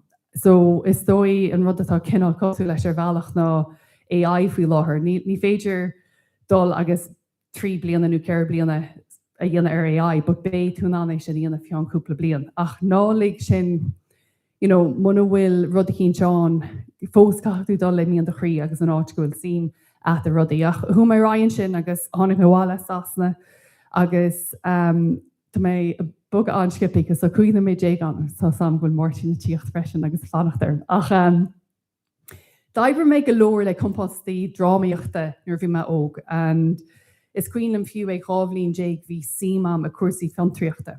Bhí simam drámaí a chur státe cúpla ponta ire go daoine go doras agus an sin gomach tuile airgad an le propsaí an na maihan seo. So thosa sé sin an óg agus is dói go bhacha mé méiade room is rinne sé go leor rudaí agus tháinig mé nach gáchuid coinneáil le rud amháin gur féidir le a bheith ahrú ó post amháin go post eile. Agus sé sin táhachtach nu ní gá bheith airú chola lá, but is dói an rud ná taithí dhéanaan san mháistear agus is smú gurt nó garantaí a chachann sibh am antab. Béis se banán an brí sin agus an am a chatú san ggurt sin a thuirt leat go dtíon céad áit eile. Agus a rís rinne mé BA agus an sin rinne mé postgrad agus sin dan mé beidir gemlíon a ribn céad postgrad eile agus an list méid an cean eile ach Bín tú gúnaí a fólam sa síl seo agus tá sé táhachtach fis a bheith at faoi sin. Tá chur láthir seo cinál ar fud na háte, bud bhí má is dói eistar hain cinál ar fud na háte freisin. Ach bhí me ag obair mar siúdathóir nuachta, mar ládathóir, mar dul haar tíint na tíide go margaí ferime is omí cinál rud a rinne mé ach nuair thos mé TG cead an céad lá riomh is dói dúirt mé lobs náglah náchir seach a siúmar am hain mé. Bhí go leor deisíán a bheith mar agathir nó editor, bud bhí an go meachart a bheith siúmra gus gan a bheith córa agus a canslé daoine agus hiig mé ag an am sin ag ís sáthóg nach chinan sort duna mé. So just tá sé antáhachtach a sibeáir bhar eistar machchan seo. Chéile míon de chrí, chéile na rudí tá sé honnacht agus go bhfuil sa agus éist lothb agus tóg am. Tá sé androchar ar éis ar bhealach freisin agus bhí dúfáin eile aine. Tá nerid turn-on, tá nerid glórán, tá gathúir chun tú arsúil social media, sa radio, tá tú fiú mothasúil in is agus tá daoine capú gá chuid podcast a bheith i a chlúsa. Ní gá. Ciúna sin tá sé go hálan. Agus ámantí siad na léhantí sin nó na hámantí sin go dugam just cúpla núméid am hain leis an ciúna sin is an a hagans na ideas ar fad go na fógraí radio agus na fógraí telefísin na rudí eile víns muid a pléile hop. So tá sé antáhachtach an fóna ágáil go latíh agus tá sé jucar, bhí mé hain cínte addicted ar fannim líanta. Agus bín sé jucar am gána ágáil tíh mó le a réid gur tháinig mé bháil blog lí a dog mé mochad a mar sa kisnacha, gus caitha mis sin íana, cos is an sort duna mé má tá sí mam a rud just tím síos Paul agus sinnam sin an bog marrá go tín céad gine eile tá algoritm le reise cinál cosú le Instagram ar bhelí, so ní muid go mála chéile námantí.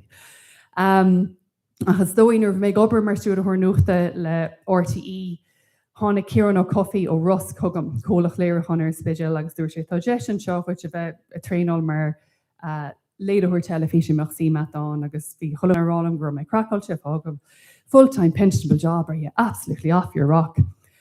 But ní ra mé sonna. Bhí mé thó sonna le gachtain ar timpplair agus le na daoine go me mór lethb agus bhí crú dochreití an sin na TG cead ach hééis beidir chear bbliana bhí marrálam hain.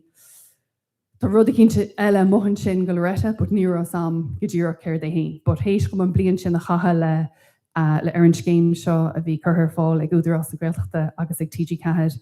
Dúirt mé God is málam an cinál rudse agus fad bhí mé le mantar céar an cofií dúirt sé tá is go maithaigh PR and I was like céir é go dtíoch PR agus chuir sé maith mé ar i dna riint ar créna ciile an am agus thug muid anún go Boston créna ciile agus dá sé sin anm agus dúir chu mé rá gobar lei sonta agus cólachtaí léir chuáil eile ceannach go sin dagur mé mar haidir ar lón sa spéir and then thug sé sin mé anún go Shanghai am hain lá agus tagan caúna deisinaí is dói a hapú sin rins gon erin agus muid ag na Spider Awards an nura tá muid níis mar seachtar lá amsere in gáile agus bí muid ar campchuirt mar bhí mé rá th timp na tíir agus go minic mí muid ar a móthir tá daoine as gáile muo tír chonal Guidóir meascán ach an rudtá specialtas dói faoi leir media is códach príomháideach muid ach tá choladach an a bil san efik bí muid ag leirting go gach lá.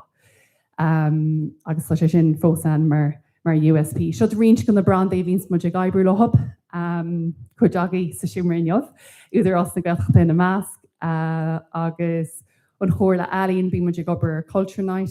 Is dó aon rud a tá muid ag obair lehab i leir media tá banse go béidir le eistar le réite freisin. So is dói tá bí muid ag obair flaithol na héan, bí muid ag obair ed meascán ábhar a dtíobh na Gaeilge gur cultúr na tíide chun cín agus muid ag obair ar Culture Night freisin. Agus cuioinim siar go dtí an am seo nuair thosail media agus ní sam haon gur mé tosú godó, just bhí sam gur rá mé a dul ar champchuirt ar timp na tíre le duna pócastí be go margaí ferime agus bhíarm sa daoine churfuí aglah le Gaeilge agus bhí sé tógáil tám an then chosa mé ar Twitter agus me fáil daoine chó scofananta ar Twitter tá mac le Dorina Allen híos ag bherim sin agus tá Gaeilge ag áhhaach an was like, whoa, shut ho skippy, níl gog a fax, níl gog a phone. Ach, le gunna sakis agus an céad rád am room muid riomh go tíG cahead. Dúirt Seán cahalló cuileán lom a tamar siúrthór randa a tíG cahead dúirt sé coniart agus chur ceistení bhfuil cad.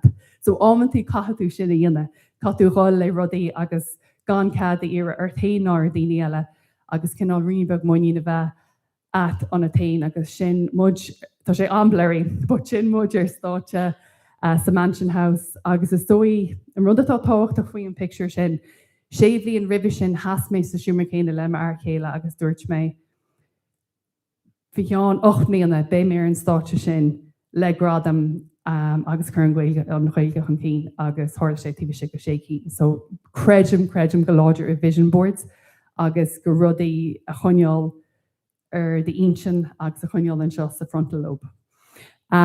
Sin just meas gan go rudaí gur thór golóir rudaí ar friáil mar bhí mé rá thosa mé cinál os cóir camera an den níor mé ggéir sin ní smú sa thos mé stúrú agus a léadú agus tá mé fósa dúna sin buchas le dia.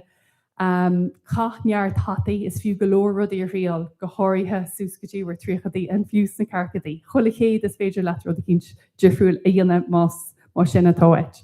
So gan a bheith bortha agus is dói an mojo nó mobile journalism an mobile atá a láh chola chun inneomh ná dearmid cé chud cuachtach is atá an mobile sin.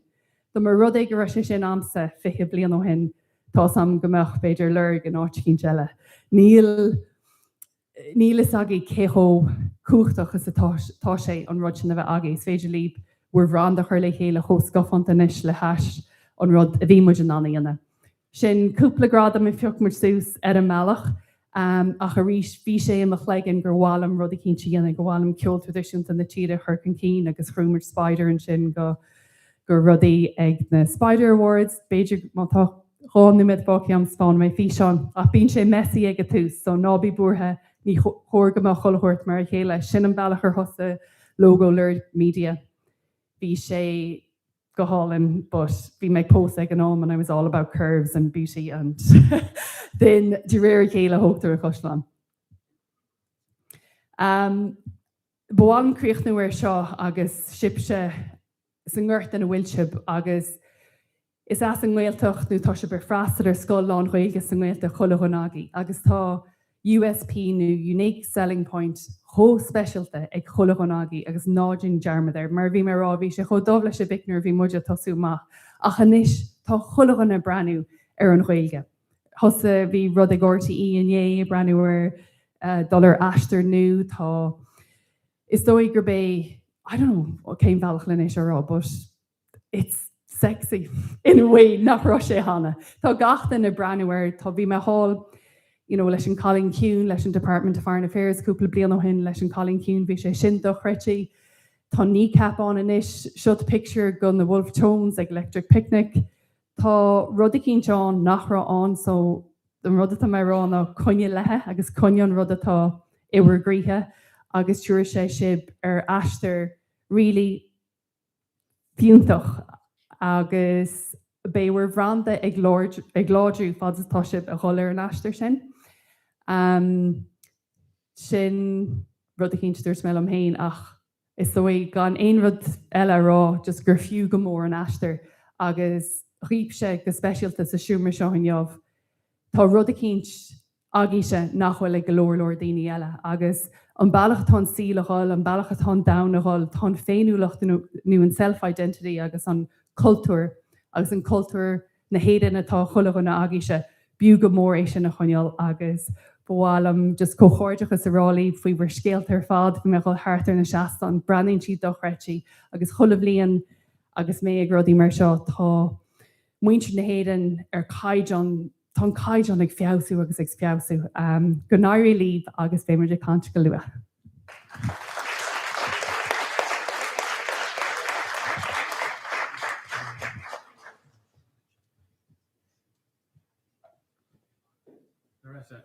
Gur míle agus lereise. Ní léon cheistá mát ach ceachí leis an focail sin ráidíist. An níl se go lerá sin cinnte. A caiintead eiste tá caiintead sprágúil eilein, gur míle agus lereise, tá caiintead spedagul erein le hiocht an na agus glúma níosaid gan hiile muile is do ceappa go mé eistí de gestin seo chama bhhartín Martin Óg MacDonacha an ggólacht Mind Over Mountain.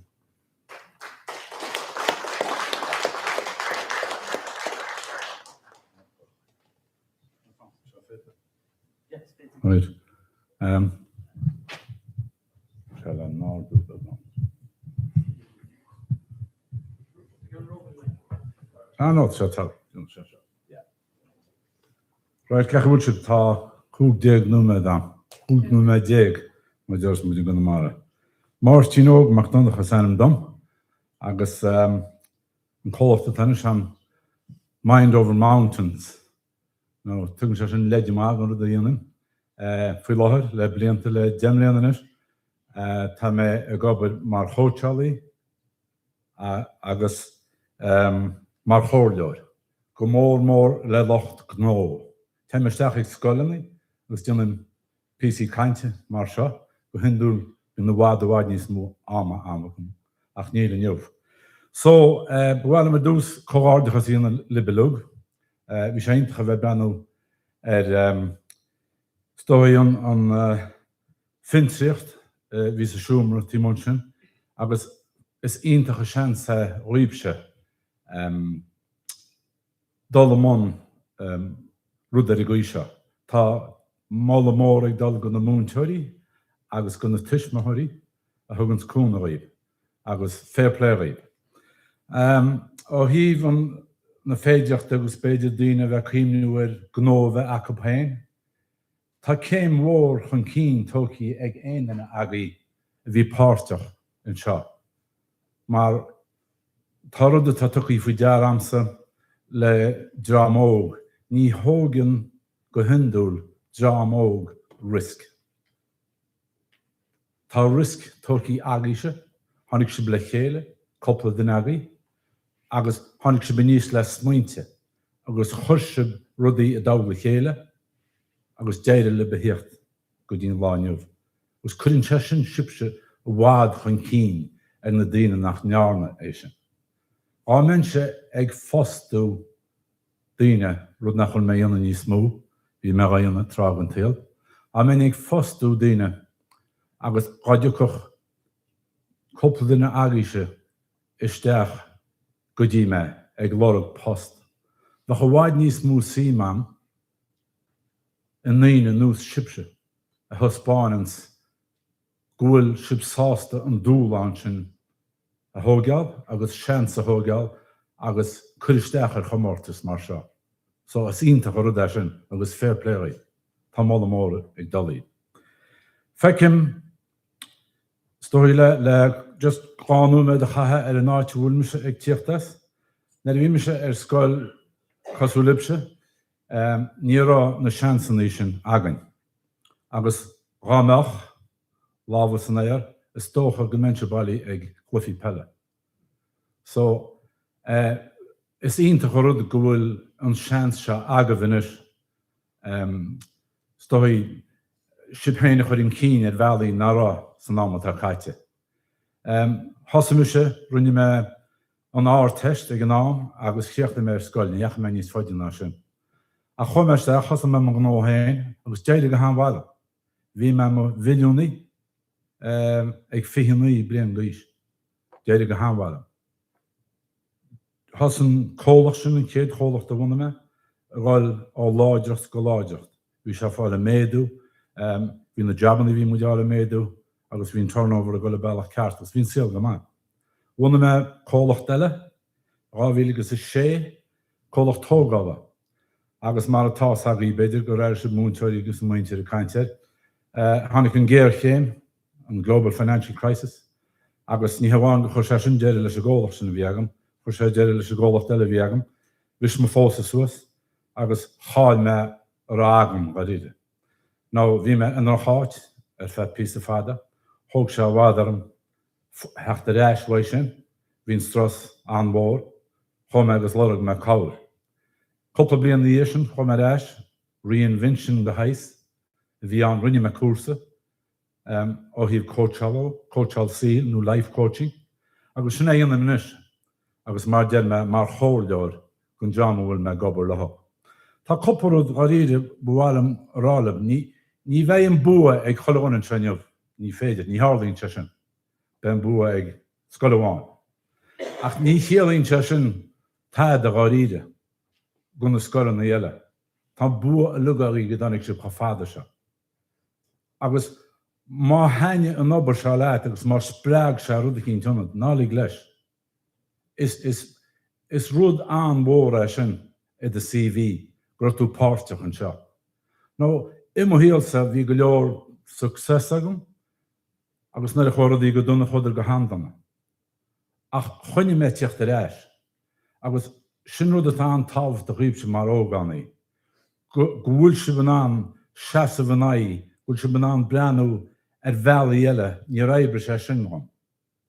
Ach cad a dólan me, cad a déiteach a bheith diontam chlí eile, bheala chaile. Is fálum sa lát le duine a chríáil rudaí dhéanana agus go méidir na raire lethb. Mar tá duine sin an an dain, tá siad an lát le cen rud a bhaint sé trí leat, agus ced rud a deibre agus ná raibre. Tá caint mór lá tá neamháin goal setting, sprucanna. Láirim seo le chuidir gona clients a bhín sagan, láirim short-term goals, smart goals, agus long-term goals. Agus go minic díanaan muid catastáidebal mai muidir gona mar ó sin. Go siimplí bhfuil is agam céad sin. Éanana.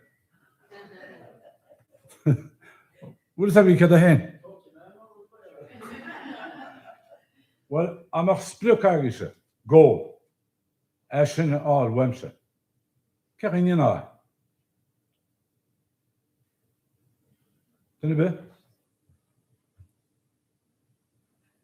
Sin an ggóil an €10 sin áil weimse. Cena bhealachas héasca? Éon bhealach eile? Ceistechar, cé déir sin? Sné. That's it. No.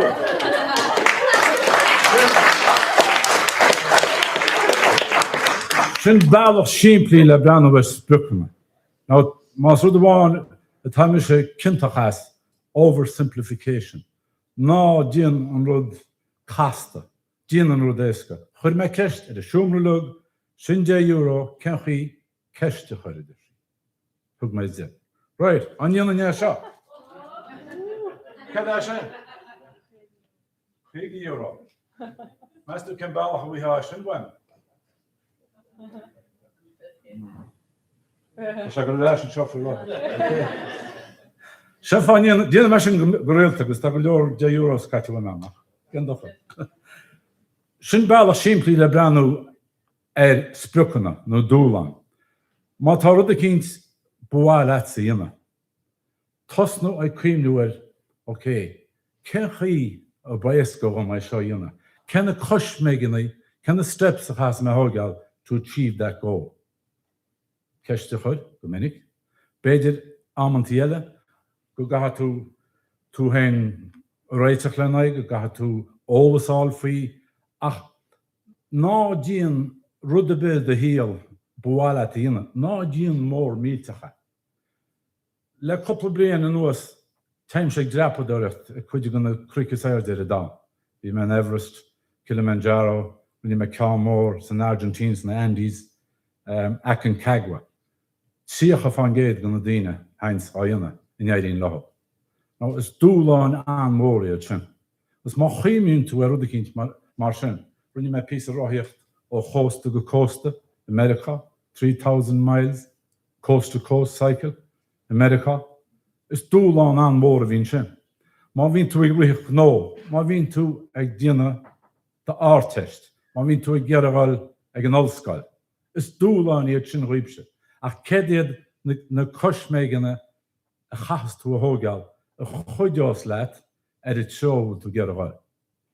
Ná ní bheith sé éasca, le hén €50 an ábhaimse, be go leor ceistnaí le freagart. Ach Beishe le fáil. Scríb me couple leabhar, chéad ceann, Mind Over Mountains, agus tá na mílte cóp go leabhar sin díoltam. Is scéala faoi mo híal hain, na rudí bhí go má, as na rudí nach rórá. Ach tá go leor ceachtaí sa leabhar sin. An dála na ceanna scríb me, difficult conversations. Agus tá mé ceappa gúil se tábhachta go labhraí na rúne beg ar an ráite sin. Difficult conversations. Ní rudí iad a dhéanann smuid go héasca. Na heimse seach na scoilanaí go dtí cóí slipse, a gun na mara, a gun na gáileheh. Na thugam seans go na scoilarí heachta níos go dtí me le hí ceiste chuir orm, turthéis mo chuir a láthar. An ceiste smó a chunas na scoilarí orm. Stohi gúla sagí chéad a hain. No, sean ceiste smó chuir an scoilarí orm go réalta, go príomháideach, teagann siad níos go dtí me, déanann siad ceir de dionfá amach do bhaintir i do bhrú ar bhealach nar a tú gear gháil. Agus tá go leor gá sin na tardó. Tá go leor go muintir a tógáil páirt mhór a síl éidechas na ngásúr, na scoilarí. Ach an bailachas éasca le déile leis sin dion cínte gúil caidrúh má éidirú hain agus do bhaintir. Do bhhairnú taidnú is cuma. Gúil duine cínte aid gúil tú ná an lát lehab. Gúil tú ná an rá, níl me cínte faoi seo, ach tá sí am an seo. Nó níl me compórtach leis sin, bhálam a seoiúna. Ná bíoh faiite sort láhairt. Tá niumucha scoilarí, niumucha daoine mímse déile lehab, a gáil isteach sa siúmra chur glasad a doras agus a beanúir a fáin. Ní ásaíonn sé sin taide. Ná bíoh fuacht ná faiite sort láhairt, is cumacha a go le ré. Tá sé sin an tábhachta.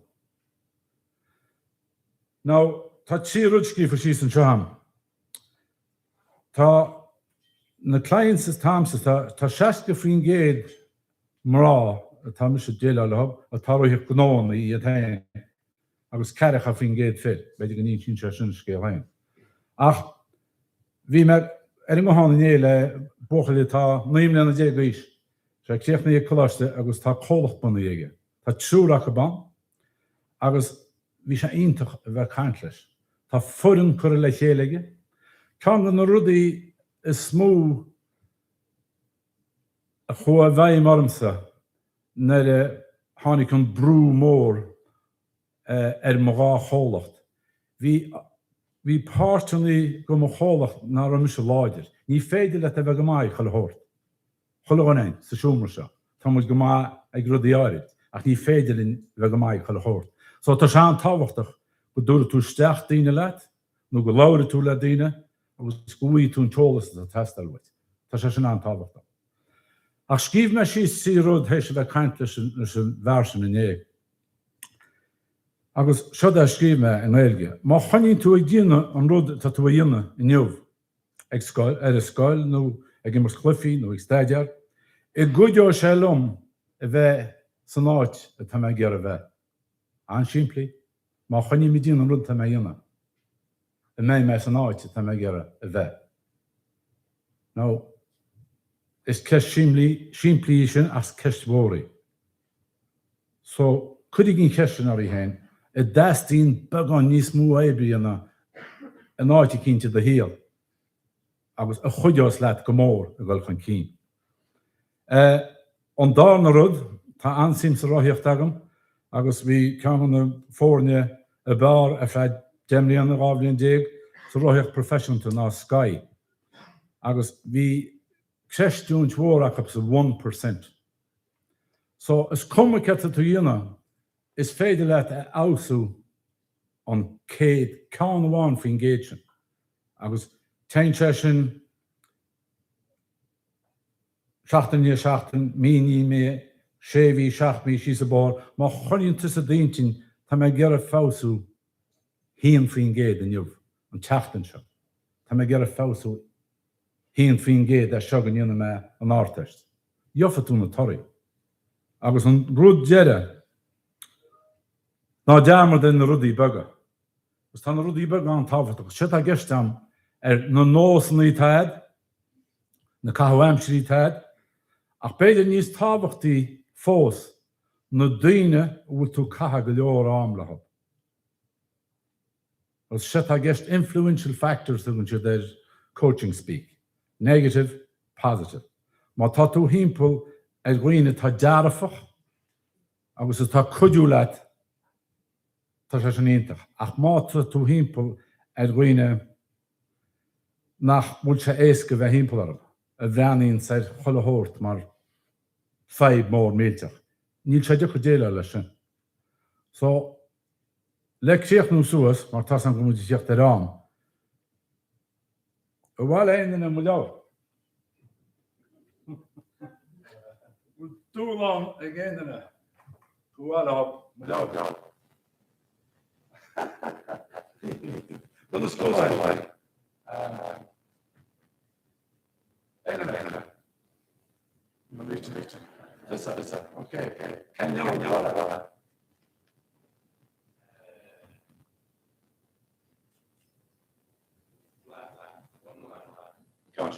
Different conversation. Okay. All right. Can follow what. What would you like to make?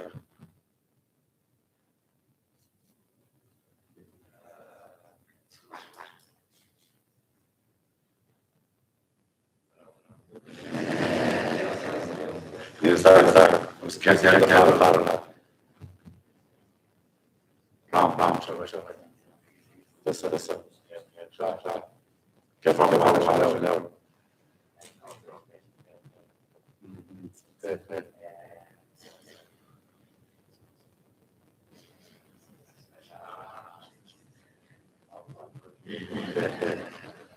Okay, yeah. Each day is Lord,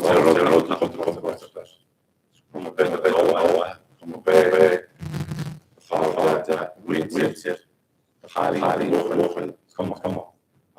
I know I was take trade way over the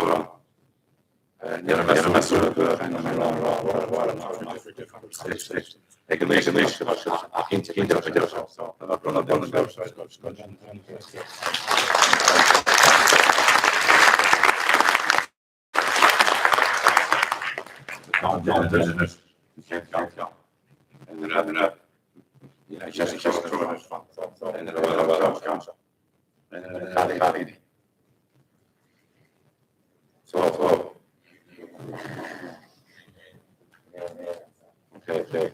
And then outside. This was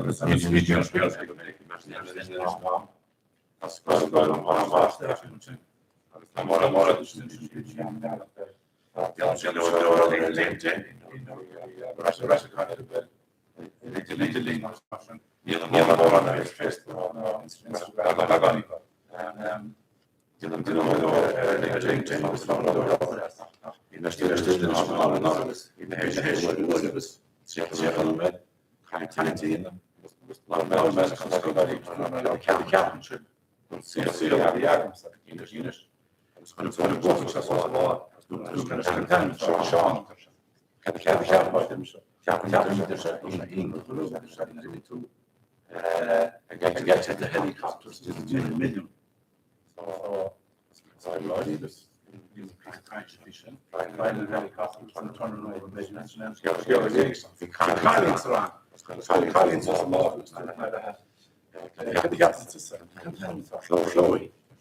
I'm captured your shield, the units, Latina. Which I ain't why that's removing the Hina. So was a saga. To do in that indicates seal out. So, in Catholic, seen the more conference, removing the Hina, my friends and John and everything could do that. Down with the seal, down with it, too long, so Maar mahal het gelijk Chloe, dus wat je actually is die Sean, Sean had the capital against Chloe. Great story, Lord Jesus. I'd rather be flying helicopters than making legs. Shania, what?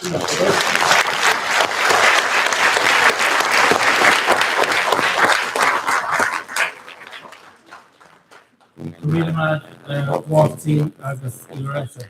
Burt caiintí anslá go agus tá ceachtanéis teachtarachtaí is go fógan túúban ar fád. Slis. Couple focal buchas an skipaí. Nó buchas go iréise agus bhhairtín óg as after the soft Berlin agus good scale to reading. On buchas le junior tuition garden, the Nick Bridge, the Helen Raftery, Ruben, Michaela, Paula, Alessandra, Lucinda, agus Anne, as up from Guna, Arachtal, Chomotish. Og he van Údarás on Wichasco, Emma Yachten, the Ronnie Kustula, Ashley Nikkei, Susan, agus Anthony, Aaliyah, agus Andrea. On the Mulpady, Arnoi, and the Sauce of Wechasco, Overnish, agus Bayer Ball, released Arnoi, Fudan Dua, or Pain, Taylor Rodinyash, Nudin Plan, agus John Breslin, Forza.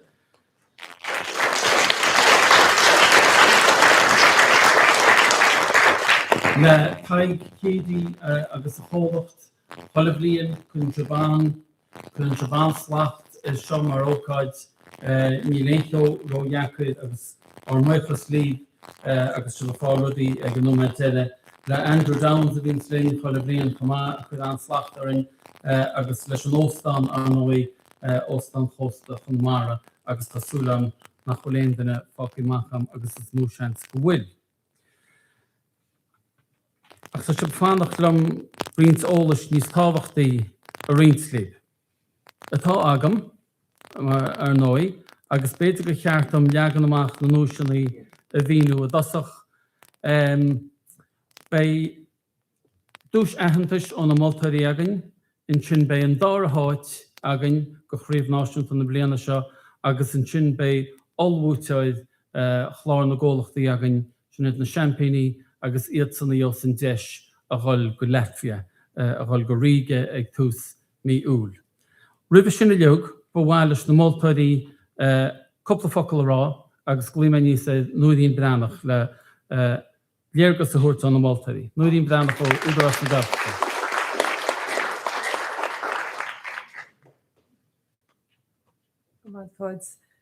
Just bhaileann ar muochas a ghlach libre fad go na scoláirí na múnsaí, agus na scoilsreachaí tháinig an seoinneomh, bhí ardcaid anán, muis Punjab anna dechar chuin. Dar iad a bhí na targaí agaí tá réití le hí díal ar mar na stíadach, ní just go háitsúil go náisiúnta agus go idirnáisiúnta. So fair play riip, rinne sib anobair, dúsáid technoliacht, tháinig sib le chéile agus bhí sé ionintach feiceáil an in monaíocht ar fad agus an tuiscids as a chuí bhín sib smaoinú timpeall monaíocht. So fair play riip bhí sé anmha agus fearan a féit a chulanne a bheith na búrsaí. So fair play.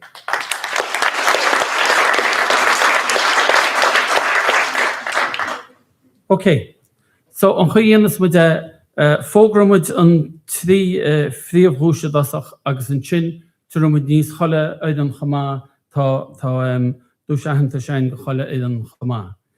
Mar sin, an dús aitheantais dús na Multaí thuairns mu déad, dús aitheantais tá se gol go cíirí sin be go deo. An dús aitheantais. Níos í líb, be go deo ó phobal scoilchachtaíine. Níos líb, agus mulisceil glíime níos Rory ó Helín haar cheann an Údarás agus tá Helen Raftery líonn seo, agus níomh beidir go ndeanach tú ná níos an seo.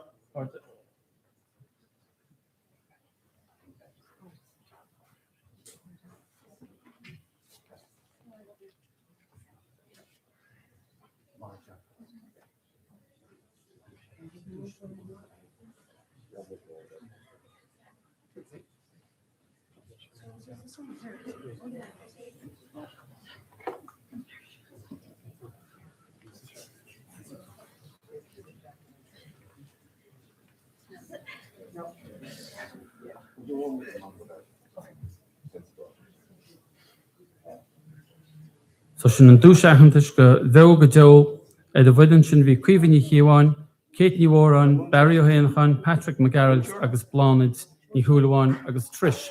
Má chuin man níos Trish íonachán in Éindíló.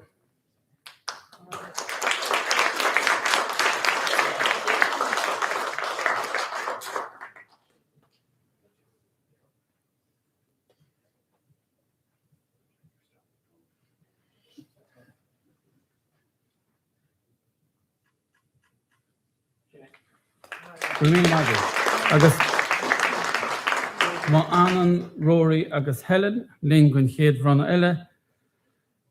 Sa dáir a háit, écht nach beg a gríomh náisiúnta Clár na gComhlachtaí 50-50. Tá dáir a háit a gol go Carna, Eco Spa as scoilphobal Victoria a Garna.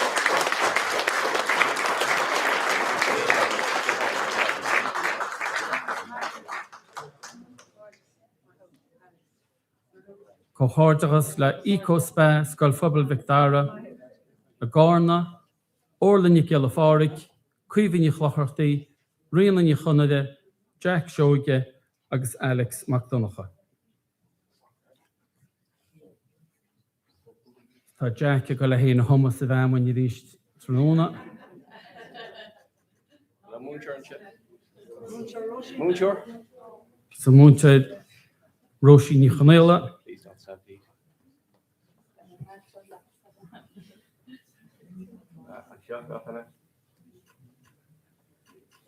Agus leis an hashtag.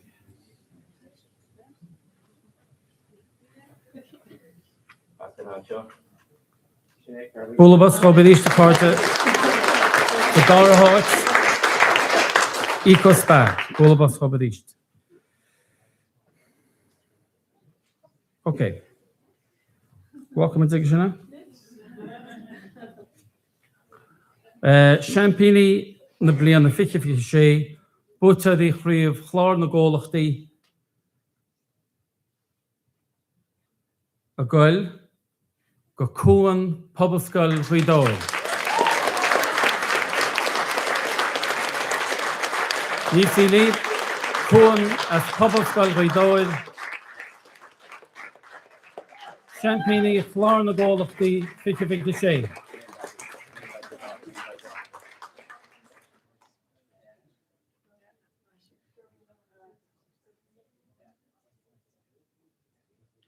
The bhaineann le cúan, Brona Carruthers, Lucas McDavids agus Brianna ní Irisce. Agus faoi stúd Imani Glynn dar nói. An dáir bliana sa chéile go phobal scoil Rídóil agus béise de tuairt ai I Riga, I Latvia, a tús bhí úl.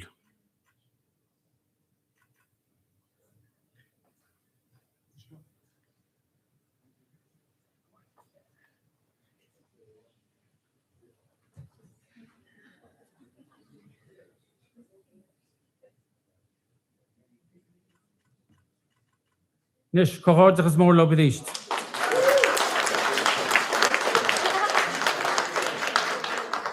Nis bhfuilm glucha níos Manam Rory agus Helen má sé deile.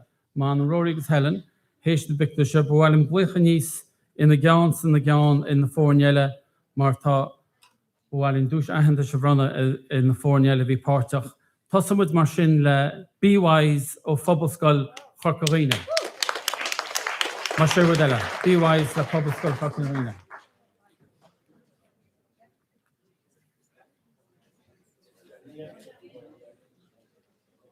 A play le BeeWise bhí rianan í bheaglaach Jessie ní Lynchí ó le mé ní grífín má d'Eilish ní Garrels agus muidan ní Warcheartaí.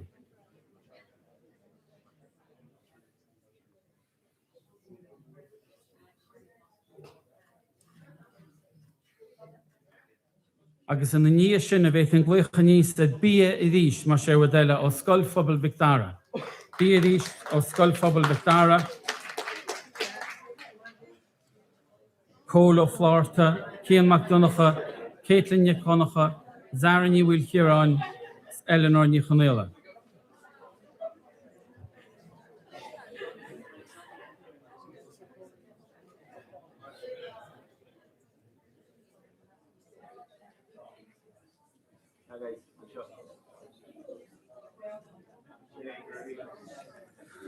Mas féling gleich níos mar sinne fás gan bás, pobl scoil Chorcaghine.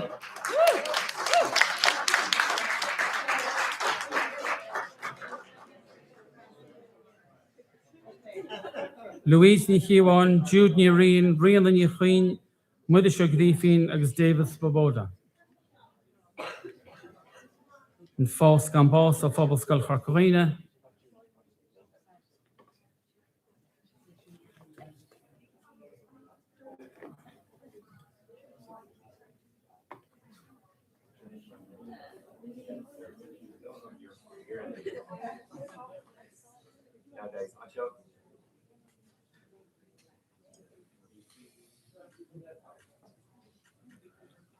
Agus é deire eco-shells o phobl scoil na Rossan. Os fel yn gwych ni said eco-shells o phobl scoil na Rossan.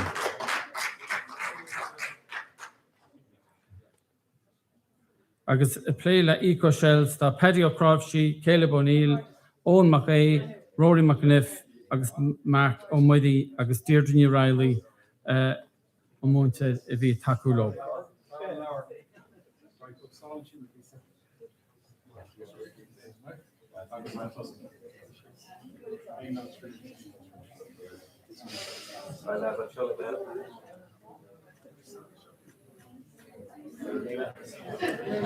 Agus sin é chuirde. Do you want You want to? Okay. Okay, chuirde. Gríb se tá fós a siomra agus gríb se tá fós ar líne sin é.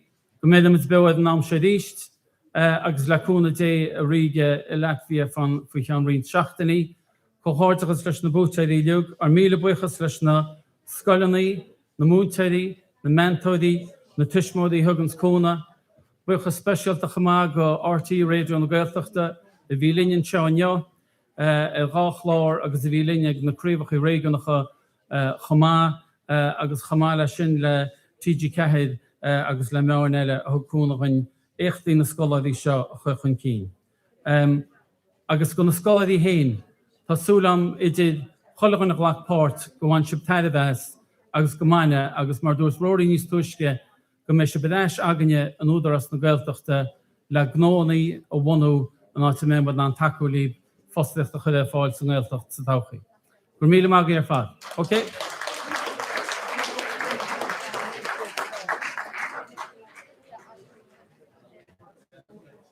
Will the boss more the pod?